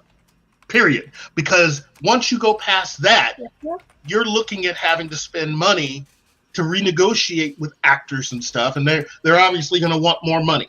So your creatives, your writers, your directors, your actors are going to ask for more money. Well, Netflix can't do that. They're not going to do that. And so there's an issue here too. There's an issue here because they painted themselves into a corner with their model. For the binge model does not allow for the extended period for people talking. You have to have it set as a weekly release so that people can talk about and think about that episode they just saw. As soon as you start doing the binge, it might be enjoyable, but it does not stay in the mind. That's the issue with the that's what happened with Umbrella Academy. Right. Yes. Well, if you did that with, say, Mandalorian, Luke Skywalker appearing in the last episode, you'd forget everything else that happened. You'd forget about Ahsoka. You'd forget about Boba Fett. You'd forget about all that stuff because all you remember is the last drop, right? The last big drop. And it would be out before other people could catch up. So everybody's not on the same page where, okay, Monday night, we watch this all together, and then you talk about it for a week. And people could trickle in to watch it as they go. But if you do that binge model, just like Geek Time TV said, you'd be talking about Luke. You would hear about it before you ever got a chance to watch it, and it ruins your experience. But that's Netflix where Game of Thrones is okay. So go ahead, Kate. I don't really binge watch stuff. I just didn't have time when I was watching things, unless it was reruns, like old shows I had watched as a kid because I still like. So, like Black is an amazing show on Netflix. If you have Netflix, look it up. The actor, Hyung Seung, I think is his name. I don't remember, but it's a mindfuck. Like if I had binge watched that, if I had magically the time to watch it, it's an 1.5 hour long episode. I don't think it would have been as impactful as just taking my time with it, because I had when I finished watching it, the following day I worked, and the barista looked at me when I was getting coffee before work, like, "Are you okay?" It's like, "Yeah, I'm fine." Like, I'm just completely emotionally distraught because it was just that intense. And it's like, wow, that was a show, and I can't rewatch it. It's just it's a lot. Yeah. It is. But Go ahead. I was going to say quickly, like Netflix might have been paying them into a corner, but they're slowly creeping them way out because they are actually doing some of their more popular shows on a weekly basis. So they are learning from it. What they're doing is they're putting in filler stuff that is kind of older, and they're putting it in the binge model so people have something to watch in between episodes. Because look at the way they're handling the CW Flash and stuff like that. They're still doing it the weekly release, and they're doing it with other shows. And the thing is, you have to go searching through a lot of stuff, and that's where people start getting interested in other things. And by the time they're going through that thing that's in the middle, the next episode of the thing they're actually waiting for is already out. So they're balancing it between. Netflix is starting to balance that model, and I think they're doing it pretty well. Oh my gosh, you people up north talk so fast. It's ADHD. They do have an issue with putting things out that are way too woke, and I think that's going to collapse their programming too, because we saw that in The Witcher. I so want to like The Witcher. Henry Cavill does a fantastic job. It has some really good stuff in it. I didn't binge that. See, that's another thing. I didn't binge that, and I honestly do not like it. I don't think it's gonna. It's not gonna focus on the character the way they do in the game, and it's very disappointing to fans. It is. Yes, and they're not. As Henry Cavill gets more popular, they're also not going to want to pay his salary. Yep. What he's going to ask for. Especially if that fucker takes Bond. Oh my God. Hey, guess how many have been saying that for at least 3 years now? I've been saying it too. That's right. Both of us. We've been saying it because I believed he was using it as a negotiating tool. But the fact is, Barbara Broccoli has wanted him for a while, and I don't think just as James Bond. I'm just saying, okay. You think that Star Wars girl has a thing for him? I think Barbara Broccoli's got a thing for him too. I think a woman with eyes has a thing for him. You guys are over talking. Nudge. You know what I mean? Know what I mean? Say no more. Say no more. Please go ahead for you Monty Python fans. There's a question in the chat. There's a question in the chat that I really like. We'll let Kate say what she wanted to because we were talking over. Yeah, finish, Kate. Yeah. Y'all just don't shut up, so I don't even remember now. That helps. That ADD. ADD. No, you were talking about Henry Cavill and The Witcher. Oh yeah, well, it's horrible. Really fucking bad. Okay, that's enough, Kate. Thanks. I know. Okay, yeah. This question by Marcos A. I love this. Is how did Netflix drop the ball with Stranger Things? I have to agree. The first season was so good. Yes. I thought it was like the best show on Netflix. And then, the quality just started dropping off season after season. And now they're saying, okay, well, the fourth season is going to be the last one. But from what I'm hearing, they were not planning to take it this far to begin with. No, they're planning on 3. So on 4. Yeah, they're already at 3. That's what it was, 4, that they were going to make that the final season. Right. The guys didn't expect it to go that long. No. Because Netflix has a tendency of doing 3-season shows. Yeah. That is enough to make money off of to sell it for... what is it called? Syndication.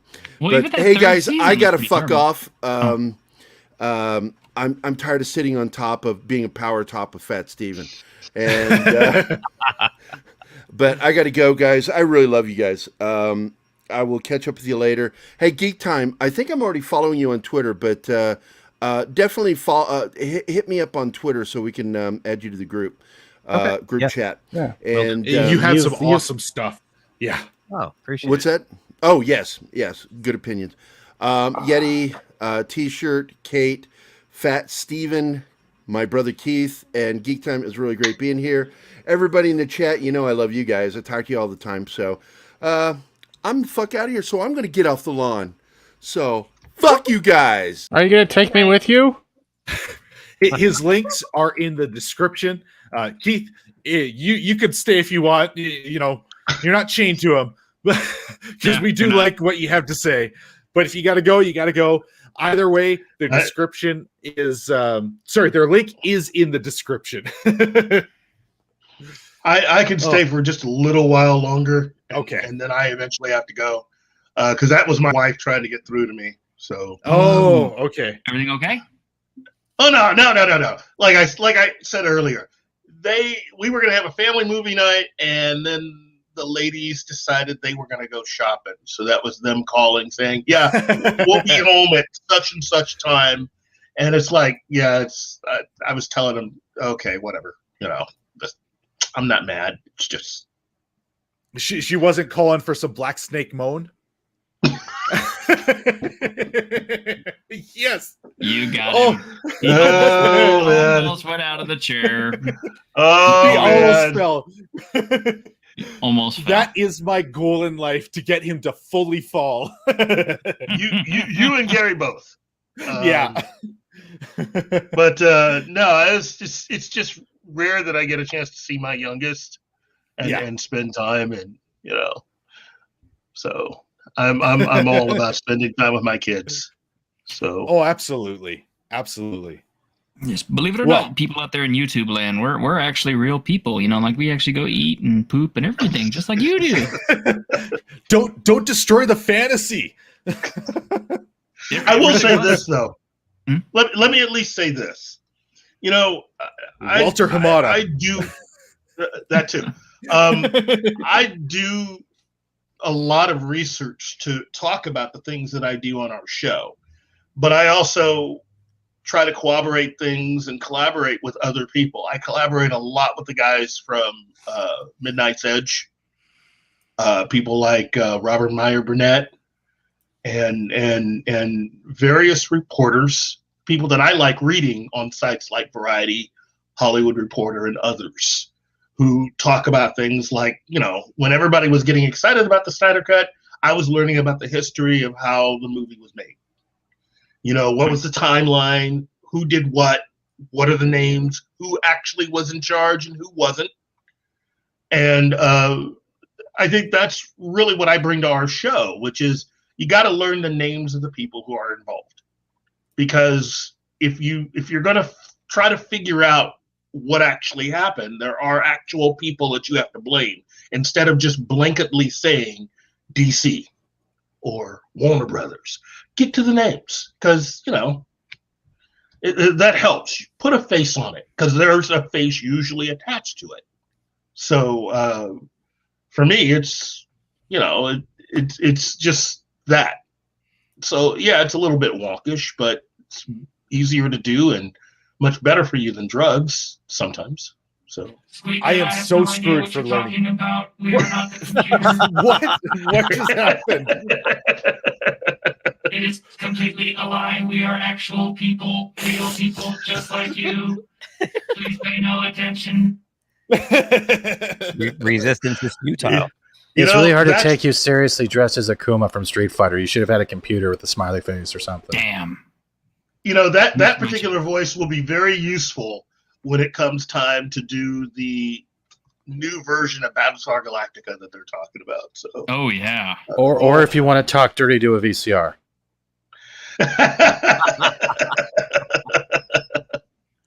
Insert the disc into my CD-ROM. Oh yeah. Oh, no. Okay, you open this can. Let's go there. All right, baby. I wish to insert my peripheral into your slot. Are we USB compatible? Let me make sure. Yes. For those that had an erection, I apologize.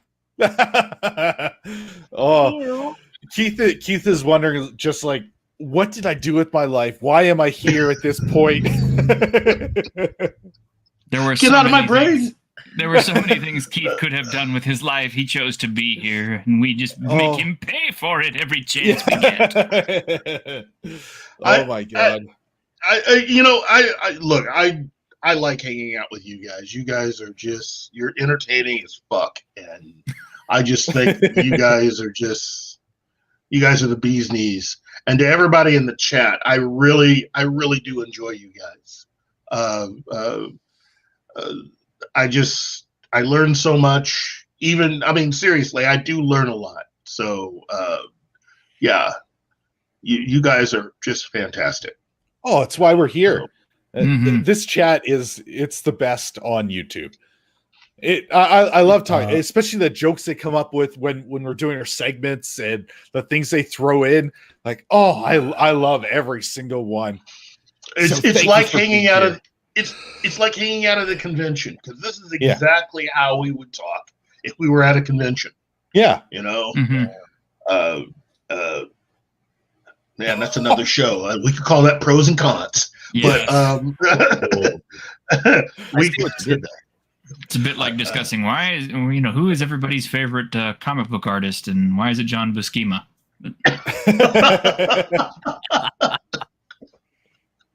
I gotta throw in a shout out, to Jim Lee. I know he's gone all corporate, but I do love his artwork. His artwork was really good. And he's a Missouri guy, so I gotta put in a good word for him. I as Gary was saying, I miss conventions. I really do. I miss meeting and talking to people. I miss talking to a lot of the guests and learning new things. I learn from every conversation that I ever am allowed to participate in. So it's funny. I was getting conned out, if you will. I'm producing a documentary on Charlton Comics, so we were doing all these appearances and panels, and I was just getting sick of the whole thing. But now that they've been gone for a year and a half, God, I miss them. Wait, how long have you been working on that documentary? We started in late 2016. Wow. And we got the bulk of the interviews are done. We've interviewed anybody who's still alive. But we have like the final interviews with Joe Sinnott, Denny O'Neil, a lot of the guys who have passed away recently. But wow, Denny O'Neil. See, he was the one person I was trying to track down because I wanted to meet him and shake his hand because as far as I was concerned, just me, I just think that he was the last true conduit to the group of people who were very important to the development of Batman as a character. Yeah, absolutely. He was just that good.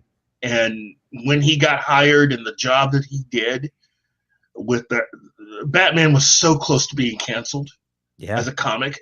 Yep. And he rescued it, with Neil Adams. And the two of them just put that character on their backs and just went for it. And they created some of the most incredible stories. And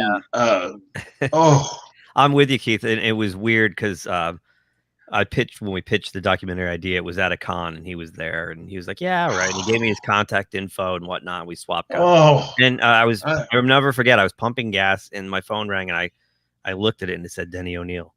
And I had to take a breath before I answered. And he was awesome. He was a great guy. Spent the day at his house, and it was something I'll never forget because he's one of those guys in comics that I walked in. I said, before we start I have to put my professionalism aside for a second and just say, will you read me the phone book? And Mike Pondsmith, if you're out there listening, I still want to talk to you, man. Yeah, they're the guys from that era are different. Yeah. The current crop of creators for sure. Yeah. And you know what? We need to have you on our show. Oh, I'd love you need to come on our show, talk about your documentary, talk about some of the behind the scenes stuff that went into the making of it, because I would love to talk to you more about that. Hold on. Hey, Lasso, how you doing? But I am. Who's the dude at the bottom right now? That is Sean Crummell. Sean. Oh, yeah. I couldn't see the name. I've never seen it before. That's why I was asking. Shit, it's like you're talking like I'm stupid. No. No, your face was covered up. Your face and name was covered up by the text, so I didn't know who it was. You would know me by my other name, Sean Kimmel. Oh, that's only what Yeti calls you. No, that's not me. That has been you. Oh, Keith, real quick, I got one thing for you. Apparently, one of my buddies who is connected to the film industry on a more indie production level, he's related to the late Herb Trimp. Oh, Herb! Oh man, really? Yep. Yes, and I can probably get him for the show sometime. Yeah, Herb. Who's that? I'm friends with Paul Kupperberg, and Paul was actually out to dinner with Herb the night before he died. Yeah. Yeah. Well, sorry.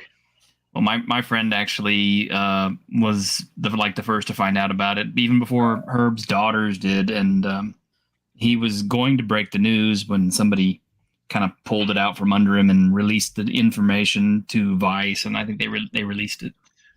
So, oh, jeez, that was a mess. That is a mess. I mean, that's to me that's a punchable offense. Mm-hmm. That's just me. That's just me. But do you expect anything less for the race for the headline, the race for the juice? Yeah, I know. I keep expecting better and keep getting disappointed.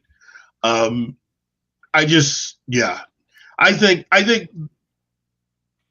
think that is one of the things that would really help an event like San Diego when they have Comic-Con.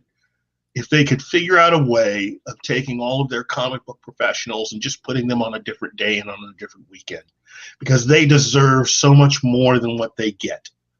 Because that's really how that entire event started. You know, I had a friend that was there at the third or fourth one they ever did. And he tells the story about going outside to get a smoke. And he was standing outside, and he noticed there was smoke coming down from the other side of a column. There was somebody on the other side of the column blowing smoke. And they were blowing a lot of it, right? And he went down to see who it was. It was Jack Kirby. I knew it. It had to be Jack Kirby.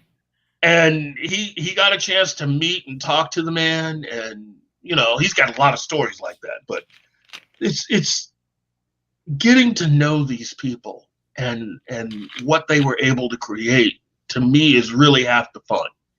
And if you're someone that doesn't understand that, you're missing part of the soul of what the comics industry is.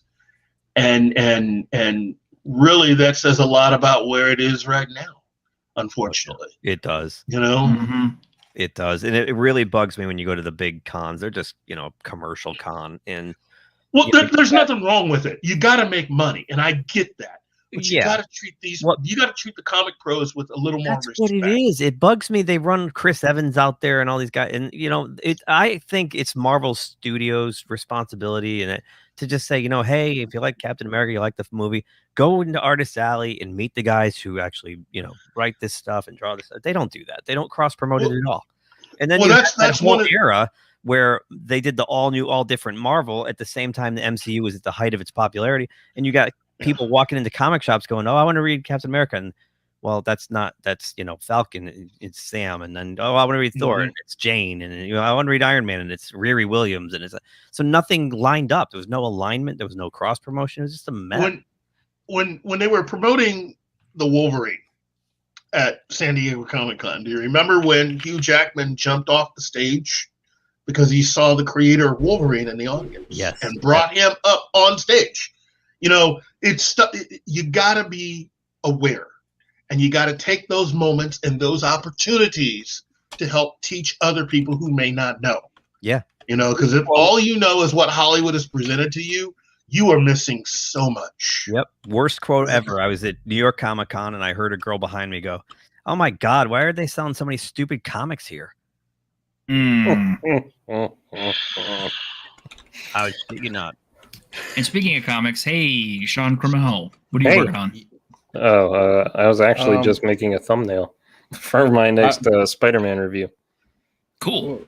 The thing is with the whole, let's go with the MCU in general. What Marvel should have realized is, hey, we have an opportunity here to take the MCU actors and their likenesses and make a whole new comic book storyline just with those characters and faces, while leaving the actual ones from the Silver, Bronze, Golden Age, whatever you want to call it, in their own type of universe. And you could have actually played off that and had Captain America from the comics meeting the Chris Evans Captain America, and they would have been another multiverse, which it already is. And they could have branched off new stories without destroying either of the universes or the integrity of the characters. And what did they do instead? Let's give Jane Foster the hammer and make her look like a pencil that can't lift shit. I think a common mistake with nerds is that they attribute to these companies some kind of caring to the legacy. Right. Yeah. like everyone's like, how could Disney do this to Star Wars? And I'm like, look what they're doing to their own characters or not doing to their characters. Why would they treat anyone else's stuff with reverence if they don't even like their own? True. Yeah. Yeah. That is unfortunately true. It's like I can't imagine what artists I want to see right now coming out of Marvel or DC. Like, most of the comic books are just them talking around, eating, drinking coffee and eating pizza. Like, that's not exciting. I've got no interest in that. Speak for yourself. I love pizza. We know. Well, now let me ask. Now, everyone here, I mean, is a comic book fan. Right, yes. Yeah. Historian, Stephen, yes. Of course, Sean, Geek Time. What about you, Kate? She's muted. Generally, yeah. I'm very picky. What do you like? What do you like? Like, what books have I actually read through a whole arc? Yeah, I mean, what are your favorites? Well, the easy answer is A Crow, because I'm a loser. Good choice. It's a proverbial choice. I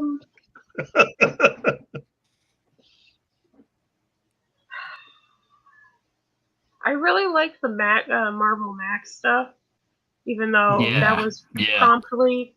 I didn't read all of them or anything, but I did enjoy that. I thought that was a fun approach, and I really, really wanted them to do Storm, because I think taking someone who is generally viewed, at least from someone my age, is very maternal, and flipping that and making her very assertive and in charge and things like that, and in situations that are very adult and across the board adult, would have been interesting. But the second Disney bought Marvel, I'm like, well, that's going to get canceled. And of course, everyone's around me is like, no, it's not. You're going to have all the money. It's like, okay. Guess what happened?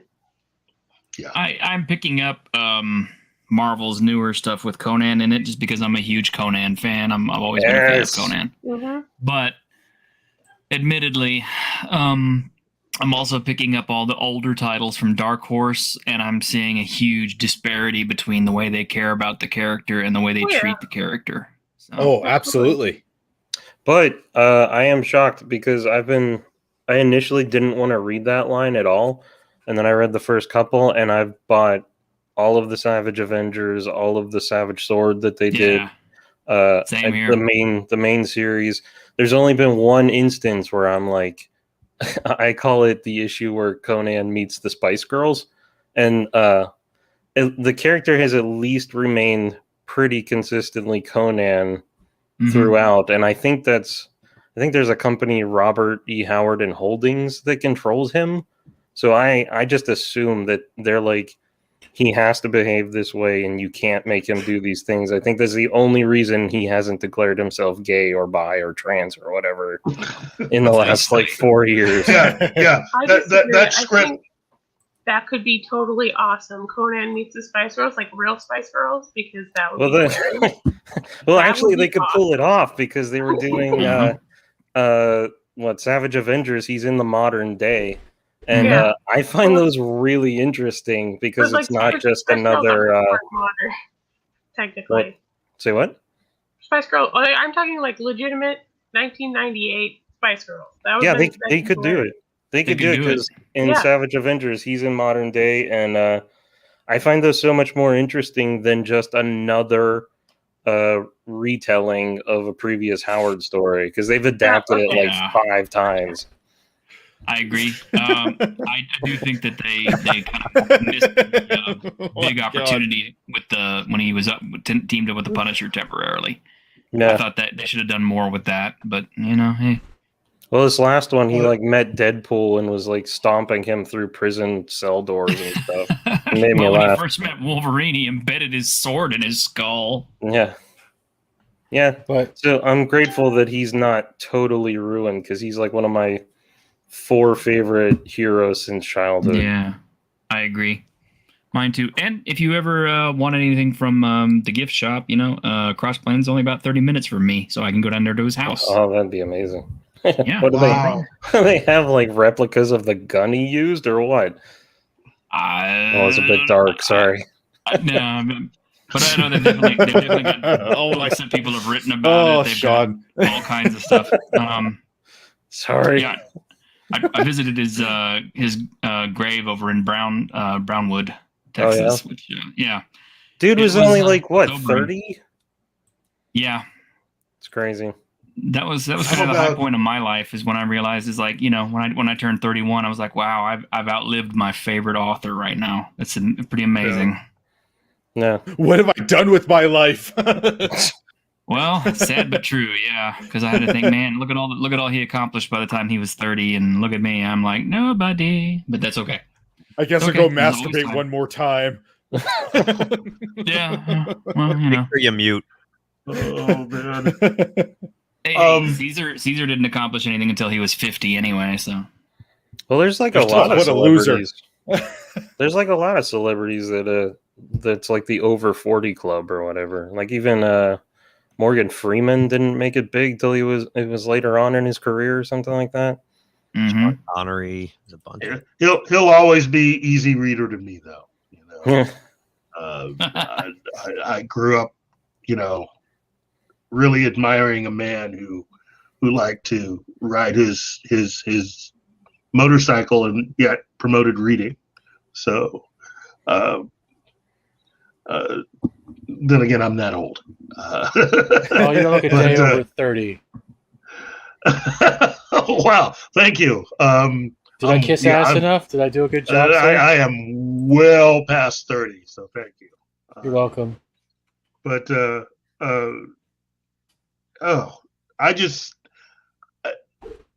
I really do miss how comics used to be written. I miss the art. I miss the writing. I miss the professionalism that they had. Mm-hmm. Yeah, and the respect that they had for a lot of the characters that they. I visited Mile High Comics over in Denver over the summer. Awesome. Yeah. I honestly, it's the mecca for comic book fans. Everybody needs to go there at least once. Did you meet Chuck? Really? Was Chuck there when you went? He was. I got to meet him. Nice. It was very cool. I was like, I had a huge fanboy moment with Chuck. That's awesome. But what was awesome is, my friends were like, well, what are you going to get while you're here? And I ended up walking out mostly with old classic issues of Burns Alpha Flight, old classic issues of Defenders, and all these other things, because it's like the old stuff is still the best stuff. It's funny you say that. My local comic shop, he told me over the last, I'd say 6 to 8 weeks, he said, suddenly he's getting a huge insurge of younger audience, and they don't want the new stuff.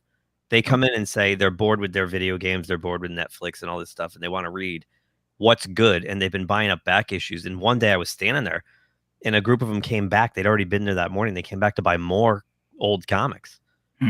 So it's not just, I don't know what they think they're doing at Marvel and DC, with all this garbage. Again, burning it down. Yeah. Sorry, Geek. I have to correct you quickly. You used the word thinking. That's no longer happening in DC and Marvel. No. There's never going to be an X-Men that is better than Claremont's X-Men. I mean, hands down, and I'll fight anybody who says otherwise. I mean, some people say, "Oh, the Whedon run on X-Men was good." I'm like, "Fuck you, fuck you! You didn't read the Claremont shit. Fuck you." Oh, that's also I think who signed my book. Yeah, okay. And I was trying to remember the name. Thank you. Yeah, there's a shame for the loss of story, and that was one of the things that really got me into actually talking about this, because I became so frustrated with how I was seeing all these characters and in general storytelling just being shit on, for lack of a better word. Yeah, absolutely wrecked. That's what pissed me off, is like late 90s, early 2000s and on. I saw like a massive influx of X-Men characters, Cocoon and Baboon and Fafoon and whoever else and all these other characters, just tons of them. Every fucking issue, every time a new creator would show up, he'd introduce like 5 or 6 new mutants. Yeah. And it was like, I don't care about any of these fuckers. Well, and at that time, okay, take a look at the X-Men. Mm-hmm. That has everything that right now the woke Hollywood is looking for. It was diverse, but they didn't shove it down your throat. You had these amazing characters, these powerful women that were doing it without having to basically put down other people to make themselves look better. Because that's not how you get powerful. You overcome something. But that was gone. Moonstar from the New Mutants is a Native American, and I believe she was lesbian even way back when, and they first started writing her back when Bill Sienkiewicz was drawing it. But no one batted an eye because that wasn't the important part that got pushed forward. That was just a part of the character. Yeah, it was just a part of the character. You accepted it and you went on. But the problem go ahead. But the problem is now that since we have the generation that has been handed everything, given the participation trophy, and told them over and over again that you're great at everything, even if you fail, it's not your fault. It's because people think they're just telling you you're a failure. So they're making comics and movies and shows based off that perspective. And you know what's that showing? Doesn't matter how hard you try, you're always going to be good. That's not how life works. If you're not going to work hard and fail and realize you still have to work hard again, then you're nothing more than a lazy handout. Wait, so that same thing when Batwoman found the costume laying on the beach next to the van down by the river, put it on and became a superhero? I did not find any costume down by the river. It flew down to me from the airplane. I grabbed it with my tassels of justice, and I then blamed every superhero who did not save a colored person, even though I was saved by a colored person. I'm not old enough to remember this. Maybe Keith is. But if I recall, whenever Alan Scott first got the Green Lantern ring from the Alien, Alan Scott didn't know everything, did he? Actually, Alan Scott didn't get his ring from an alien. Oh, that was just Hal Jordan? Okay, Alan Scott's thing was wood, wasn't it? Wasn't it? Alan Scott. Yeah, Alan Scott made his ring from the it was a part of the lantern, and he made it from the lantern itself. And then the ring and the lantern and everything else from that point on works like the regular Silver Age stories. Okay. So for the Golden Age Green Lantern, it was pretty much, he's a guy that owns or works. Yeah, he owns the #1 newspaper in Gotham City. Because that was where he originally came from. Green Lantern was originally the Gotham City hero, and Batman was also there. But they were on 2 different sides of town, and blah blah blah blah blah.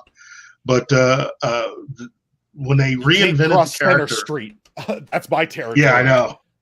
So the main thing I'm getting at though is, I guess it was Hal Jordan. When Hal Jordan got the ring, he didn't necessarily know how to tap all of its potential immediately, right? Tell me he was at least struggling through some of those first issues. Yeah, it was a struggle. I was struggling so much as finding out that you can do these things, fly and do other things. What I loved about Hal Jordan and still do is the fact that he is nothing more than what you see. He's a pilot, a really good pilot, a dedicated pilot, but he's a pilot. And how he sees life is exactly like that. He's not much of a follower, and he doesn't think things through. He jumps into it. He is like the prototypical version of Han Solo to a certain extent. And when you get to someone like John Stewart, John's a little more emotional, but he's also more of a thinker than Hal is. And he also comes from a different branch of the government. Hal being Air Force and John being a Marine. And so in a fight, just without rings, it's John Stewart hand down. Oh, there's no doubt. John would take him out. Okay. And speaking of badasses, we got a tip from Geek Time TV. Well, thank you. You didn't have to do that, but he tipped $5 and said, "Hail YetiCast." Just going to slip that in there for badass people. Make sure you go subscribe to him and everyone else on the panel. If you are not, their links are in the description, and we'll try and get them in the chat as well. But thank you for doing that. Come on, I try to give every time I come on, I gotta support you guys. Oh, we appreciate it. I just wanted beer. Why didn't you just send me beer? What the hell, man? It's my bandwidth, even. It just won't go through. It keeps coming back. You gotta stick it in the hard drive. You gotta put covered in Crisco and tell it's very pretty computer. But for those in the chat that are listening, tequila is my best friend. I send you carrots all the time, Fat Steven. You try to insert carrots in places where they don't go. That's definitely not how it works here on YouTube. Ew. Yeah, you tell him that. Not with that attitude. I'm sorry, Steven. I couldn't hear you over the sound of the carrot in your mouth. I can't hear you. I like how he's covering his eyes going, I don't want that mental image. Tequila. He's never met a carrot in his life. That rings a bell. Yeah, someone has a notification. Subhuman 84. That's a good point. John thinks more like a soldier than a lantern, and yeah, that's what makes him who he is. I also think that in many ways the character of Morpheus is a little more like John, in my opinion. Morpheus from the Matrix, but I really do see all those characters as individuals. To me, the Green Lantern Corps is as a concept is one of the best concepts about a bunch of cops, a bunch of individuals who work together. But they're all so powerful that you very rarely have to put them together, because as an individual, they should be able to handle anything that they come up against. Yes. It's just that that gets lost a lot within DC. You're losing a lot of the personalities, and when it comes time for someone to take over something like Justice League, they sort of treat the Green Lanterns as sort of like interchangeable. Well, we need a Green Lantern, so we'll just stick one in there. Well, let's stick John in there, or let's stick anybody else. And you got to understand what they bring to it. It's like with anything. It's like with any other group, whether it's sports, even politics, or even just something creative, music. You can't just make people or individuals interchangeable, and you can't treat characters like that either. The dynamic between Barry and Hal, especially in the Silver Age, was unique, and it was fun. You were never going to have that kind of relationship with John and Barry. It was always going to be different. I think Barry's a little intimidated sometimes by John, because John is very direct. He is a blunt personality. He always follows, I guess, the soldier man. He's not a soldier mandate, but he follows the code of the Lantern and the Protector stance that he does over the way. Let's say Barry has the sarcastic Spider-Man-esque to him, but still saves people at the same time. You know what I mean? I'm using it as a reference. It's very different. It's like different types of alpha males, but at the same time, they're both heroes, but they work together fine. They just don't always agree with the way they come at different situations. And one of the things that I've always disliked about Hollywood's treatment of the character of Barry is they've never allowed him to be as much of a detective and as much of a rule follower. A CSI. He is a CSI. He's a cop. Yeah. And aside from the whole Green Lantern and technically we're cops thing, he's the only founding member of the Justice League that actually was in law enforcement. Yeah. So he was never really afraid of anything. He was always thinking. He was always, he was the evidence guy. He was the guy who could figure things out for the most part. 4 steps ahead, like chess. Kinda. But he often would question things, to whereas, say, having someone like Bruce on the team, Bruce was always certain. He knew.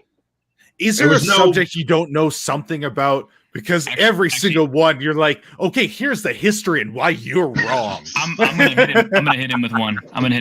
Okay. Okay. All right. Back when I was growing up, was like late 80s, early 90s. The most popular comic amongst my friends, interestingly enough, was Blue Devil. Yes. And that was a great comic. That was so it was so off the wall. I would have, you know, how they would have the DC and Marvel books where they do a crossover. I always thought that Blue Devil should have crossed over and done something with Wonder Man because they were both Hollywood types. Mm-hmm. They had their chance. That would have been their interesting. Chance with Wonder Man in WandaVision. They did. Now what do we got now? We got Male Vision. We got fucking Male Vision. Blue Devil, and they messed that up too. Yeah. Well, I mean, do you think they'll mess up Blue Beetle? Oh God, no! Please. It's going to be. You know what? Here's what I've been saying about Blue Beetle. Warner Brothers is dragging their feet on making Batman Beyond.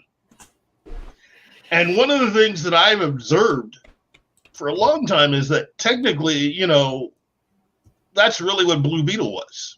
The story of Blue Beetle and how you went from the Charlton version of the character to where he is right now in DC crosses through some of that same stuff.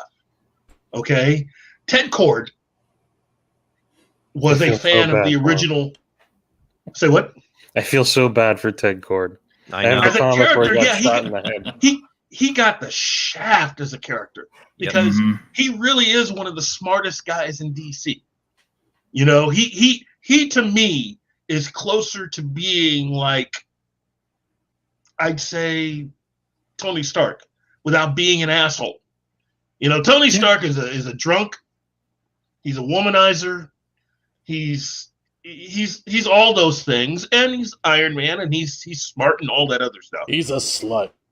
Ted Kord is kind of like the Disney-fied version of what a smart rich guy would be in a sense. He was always boring for the most part. That doesn't mean he didn't get with the ladies, but they ended up writing him in later years as kind of a loser. And I always felt that was disingenuous. And I always thought that given how the character started, being a fan of the original Blue Beetle and having that mystery about how the Blue Beetle itself worked, how the Scarab worked, and then carrying that on until the new Blue Beetle, which is Jaime Reyes.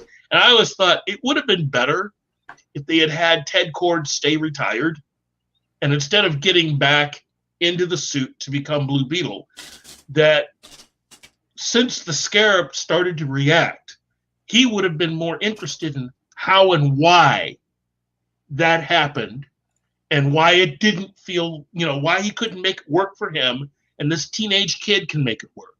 And having them work together gives you basically the same thing that you had with Batman Beyond, but in current time. Yeah, like a mentor relationship. I have a question, though. I have a question about the Blue Beetle itself, the device. What are its pronouns? Oh. I tell you what, that is something I really want to see. I would like to see a really good director jump on this and DC to actually do something with this. I would love to see Booster Gold and Blue Beetle. That was a great team. You got Jar Jar Abrams moving in on the DC stuff, so please stop saying that name. I don't want Voldemort showing up. Yeah, I'm sorry. If I say it 3 times, does he show up? I think Legion of Superheroes is easily probably one of the best IPs that DC has, because if you really think about it, everything that J.J. Abrams ended up doing with Star Trek, it's pretty much just Legion of Superheroes, except instead of the Enterprise crew all having powers and stuff, they're the Enterprise crew, science, and they figure things out. But JJ is really, his skill set is really would have been better suited to making a Legion of Superheroes movie because of the way he treated those characters that he had for Star Trek. Because that entire Star Trek movie is a Legion of Superheroes story come to life, minus the fact that nobody has any superpowers. That's it. I'd rather just see him not make anything at all. I think that's more to his skill set. I think JJ. I wish, because no offense, he looks a lot like Leonard Hofstadter. I wish he was actually just in Big Bang Theory, and Leonard Hofstadter never existed. I don't really hate JJ. I just think he's greedy. He's greedy. He wants a piece of every pie. He wants. Yeah, he wants a franchise. When you look at the people that he admired growing up, especially someone like, George Lucas. George Lucas pretty much basically set the standard for how you can become wealthy and become someone that is very influential without technically having to do that much after a certain period of time. And I think JJ wanted that. But it's hard to come up with that stuff. It's hard to invent something that people invest in. It's like lightning in a bottle. I don't think he's ever really tried, though. He's never really had a property that could come close to that type of thing. True. But he wants to take the easy way of doing it. Is really what it comes down to. And in that respect, when I'm looking at him, between him and Michael Bay, the thing about Michael Bay is just threw up in my mouth. Michael Bay is the guy that no matter what happens, he's constantly comparing himself to other people, or really the person he truly hello Wendy, the person that he truly worships is James Cameron. And his issues, the way he treats his crew, the way he yells at people, it's like he went to college and studied all the stuff about James Cameron and figured out ways of acting like James Cameron without understanding why James Cameron acts the way that he does. James Cameron is an asshole. He'll tell you he's an asshole. The difference is that James Cameron's crew, no matter how much of an asshole he is, will still go back and work with him. Whereas Michael Bay has pissed a lot of people off. And I continue to tell people that while you may enjoy some of his work, especially a lot of his Transformers stuff, what really blew me away was when he got paid, what was it, $5 million to have a talk for on behalf of one of the companies that invested in, I think it was Transformers 4. He was going to make this money. All he had to do was walk out on this stage and spend 15 minutes talking about something you should know about, which is directing. You can find the video on YouTube. He walks out on stage. He loses his train of thought. He's out there for maybe 2 minutes and walks off the stage. I'll be honest with you. The worse Hollywood gets, the more I relish his movies. All the movies that I thought were so bad in the 2000s, I'm like, this is amazing.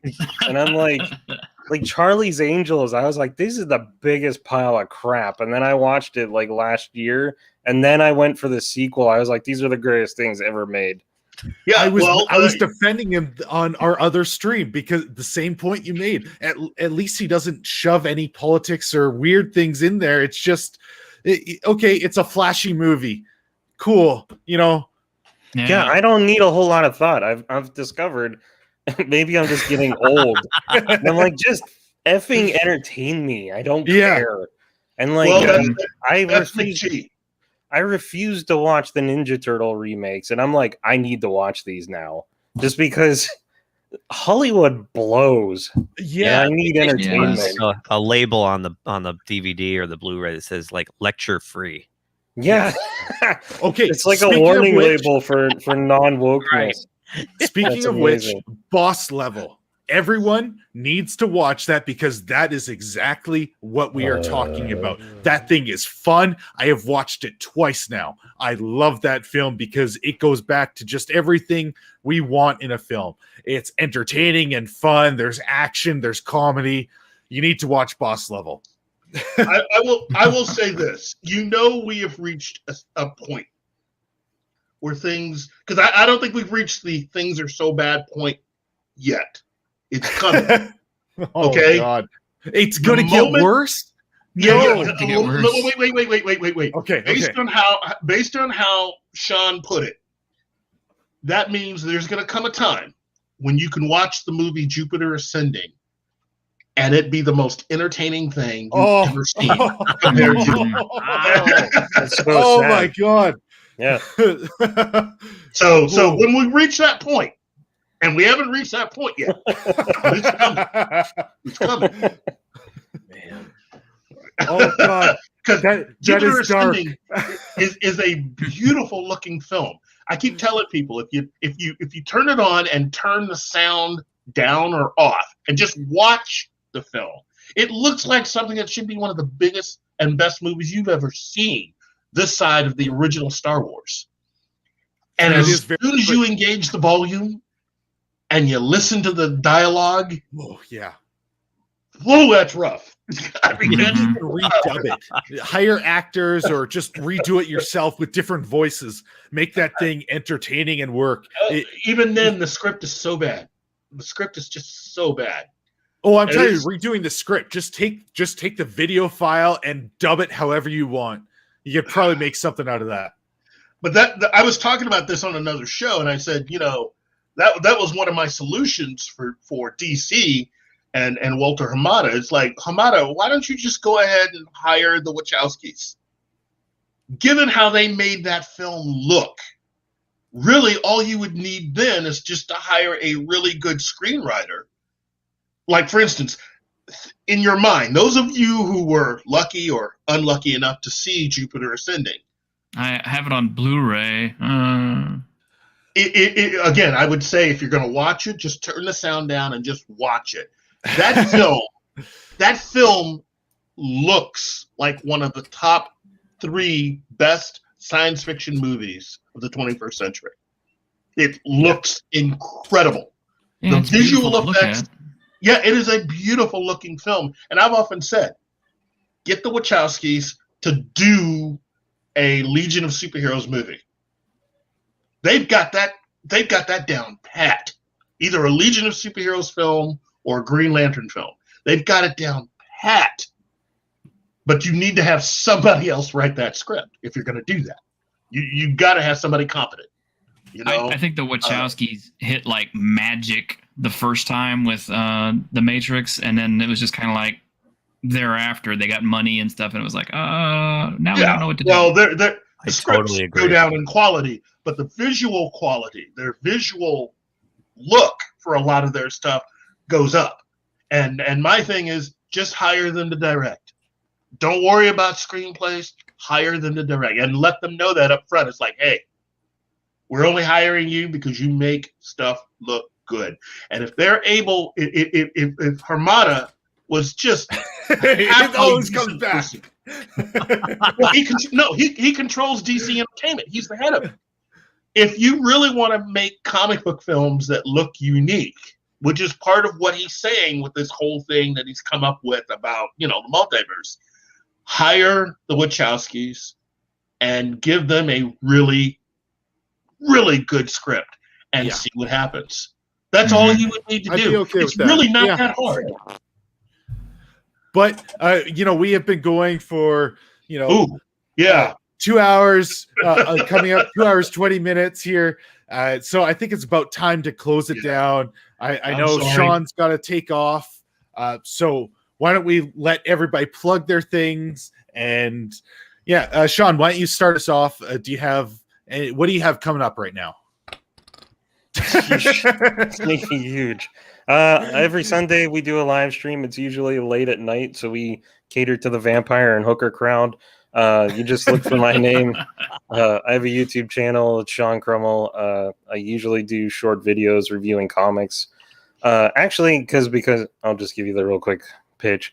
I used to get comics, but I didn't go to the comic shop very often. So I would get issue 1, and then I would go back like 6 months later and get the next issue. So I never read them. I just flipped through the pictures to look at them. So my channel is mostly taking old comics that I should have read and reading them now and doing like a short review with silly sound effects and voiceovers. Other than that, I also do videos where I draw or I try to fix all of Marvel's mistakes that they're currently doing with character design, or Star Wars is. I've done videos where I do character design, like teaching what to think of when you want to do a character design. So we do that, but every Sunday, usually at 11:30 Eastern. And after he finished burying the bodies of all the hookers. Yes. Well, no, that's who we're catering to. So they're getting off work, and then they have entertainment to listen to. So if you want to check us out there, we're on there. I'm on Twitter, but I don't recommend it. And it's just Sean Crummell. And I also have an Instagram for this comic that I hope to crowdfund in the near future. If you go to The Real Smacked in the Head, there's like snippets of my comic on there. So yeah, that's it. I also want to point out that everybody needs to, push him to put out an actual comic book, because he's a fantastic artist, and I am dying to own one of those, but he won't listen to me. So if everybody I need the audience to build the fan base to put out the comic, because I need people to buy it. I call bullshit. You call bullshit on him No too, audience. because we need this soon. Or go subscribe to him, and then he'll put it out, because he's an amazing artist. He's got a great style you don't see very often, and actually his videos are hilarious too. That's why, so make sure you do that, because I really want a comic from this guy. That's very draw it. They will come. I know. That's why I keep telling him. And it's drawn. It's taken me forever to get to this point to put out part 1. So I just need the audience that'll show up to buy it. Oh, I'm going to yell at him backstage, but just don't push him, because I can't do it alone. And then he will put it out, and it will be amazing. Sean, run fast, run hard, run now. Okay, GeekCon TV, thank you for coming. And what do you have coming up this week? Thanks for having me. Well, we every Tuesday night, and I don't know if we're going to be on Tuesday much longer because it's just so jammed. We do a live stream. We just pushed it back a little later. We'll see how that works out for a while. Who knows? Might have to pick a different night, but we generally just we tackle all the stupid headlines and the nonsense. We did just start a new series last night. We're going to be counting down to the 60th anniversary of James Bond by reviewing every single movie every 3 or 4 weeks until the week of October 10th, which would be the 60th anniversary. So last night we did Dr. No, the very first one, and we had Mark A. Altman on, who's written the Nobody Does It Better. Complete, fantastic. He was our first guest. We're going to have a special agent guest for each one going forward. So that, and then, we just whatever, I have a couple people who work with me on the channel. So whatever comics or TV shows or whatever we feel like making a video about, we do. So fantastic. Cool. Thank you for coming. Okay. Up next, Kate, what do you have going on this week? Oh man, oh, sorry. Oh, Kate, not Keith. Yeah, Kate. Go ahead, Kate. I am so sorry. I'm an idiot. It's the cat. Oh, wait. No, not me. It's fine. I have nothing going on at the moment, but you're more than welcome to follow me on the internet. Rowan Ginger Raven, pretty much everywhere. And check out my little business. I also can make things pretty. Do you have a link that I can share with everyone so that they can go check you out? Yeah, 1 minute. I did not come prepared. I don't think so. I said I did not. So don't worry. Don't worry, everybody's just waiting on you. That's all. Yeah, that's no fine. pressure. I'm not the one who's filmed to converse. Did you want the Dark Designs link, Kate, or do you want the YouTube? Whatever link, it doesn't matter. I'm not a mod here either, so I'm not really useful. I got you. I don't see your name in the chat. I could make you a mod, but no, you got to pop up there. There. Yeti will put the YouTube and that link probably in the description later. Okay, yeah, I will do that. There's her link. Check that out. Oh, well, that Steven was on it. Did you have anything else aside from everybody going to check this out? No. Thanks for having me. Fun. Thank you for coming. Okay, next up, Fat Steven. What do you have going on this week? God, shut up, Yeti. What? I don't know. It's like saying that. Everyone else did. I didn't get a chance. So, I am definitely Fat Steven Seagal. You can find me on YouTube. I have my own channel, mostly focusing on cancel culture virus and how it affects the people around us on different platforms. I do gaming every morning, sometimes in the evening. I have gone through 3 to 4 or 5 games since I started. I am 20 subs away from 600. I would appreciate you coming by, checking the videos out. I also co-host the Lunch Table with Lorena Creole. I also help co-host the Sunday night streams about Welcome to Florida. You can find me also with Loki's Mornings of Mischief doing the Comic Book Roundtable. And usually I am dicking around with Pop Culture Minefield whenever things arise, like Gary's dick on a milk carton. Other than that, it has been a great night. It has been a great stream. Keith is still laughing at that, and I think you should make stickers for the website at Gary's Dick with the magnifying glass and the milk carton. I really think you should. It'd be great. It'd be great, because you can also then have a new book called Where in the World is Gary's Genital Milk Carton.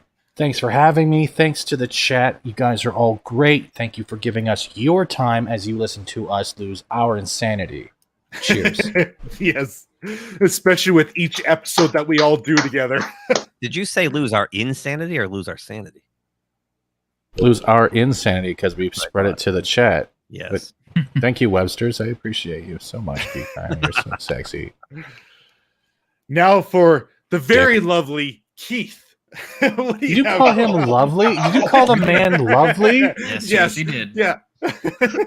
He's also black. He's also black in case he wants to go down that road too. He's lovely and black. I wanted to throw him off. Lovely. You threw me off. You threw me off on that one. Okay. Well, coming up tomorrow, I will be jumping into a show called Geeky Cool on YouTube. I just sent the link into our private chat here. But you can catch me tomorrow at 6:30, teaming up with Larry Lytle, who is the host in that show, just doing all sorts of geeky, fun type stuff. I would like to eventually get into the significance of April 17th, 1915. Hopefully a lot of you comic book nerds realize the significance of that date. And for those that don't, but and what it has to do with a certain DC Comics character. But other than that, just doing what I do, hooking up with a lot of you fine people on various shows that we do throughout the week, and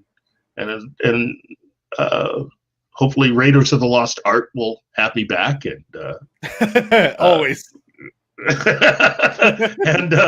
And also on our show on Fridays. So just find me at Pop Culture Minefield on Instagram, YouTube, Facebook, and yeah, that's all I got to say. So again, it's been a real privilege getting to be on here with all of you fine people, and everybody in the comments. You guys are great. You guys are just phenomenal. It's great meeting you, Geek Time TV. And again, we need to talk. Absolutely. I DM'd you already, so we can start that. Cool. Yeah. Nice to meet you too. Cool. And last but not least, oh, sorry. You had something else? No. Okay. Last but not least, we got T-shirt Historian. What do you have going on this week? Let me see. I don't know. It's possible tomorrow I'll be on Cardinal Sin. Kind of depends on him. Of course, I will be on Yeti stream on Monday and Pop Culture Minefield on Friday. And I believe we have something coming up on Wednesday. But other than that, yeah, I haven't gotten my channel launched yet. I'm still basically just kind of like the YouTube equivalent of a shit poster. So that's me. No, you're what we call Nerd Ronin. That's what you are. Yes, a Ronin of nerddom. Cool. I wander the lands looking for nerds. Coming up this week, on Monday, there's the Raiders of the Lost Art at 4 Pacific Standard Time, and then I know on Saturday at noon Pacific Standard Time, another episode of Movies to Lose Friends By. There's also the episode going with Pop Culture Minefield with Keith and Gary on Fridays. That'll be a lot of fun. I think we have something on Wednesday coming up. And those are all the things I can remember right now. But, thanks everyone for coming out here. Love all your support. And we will see you guys next time. Thanks, everyone.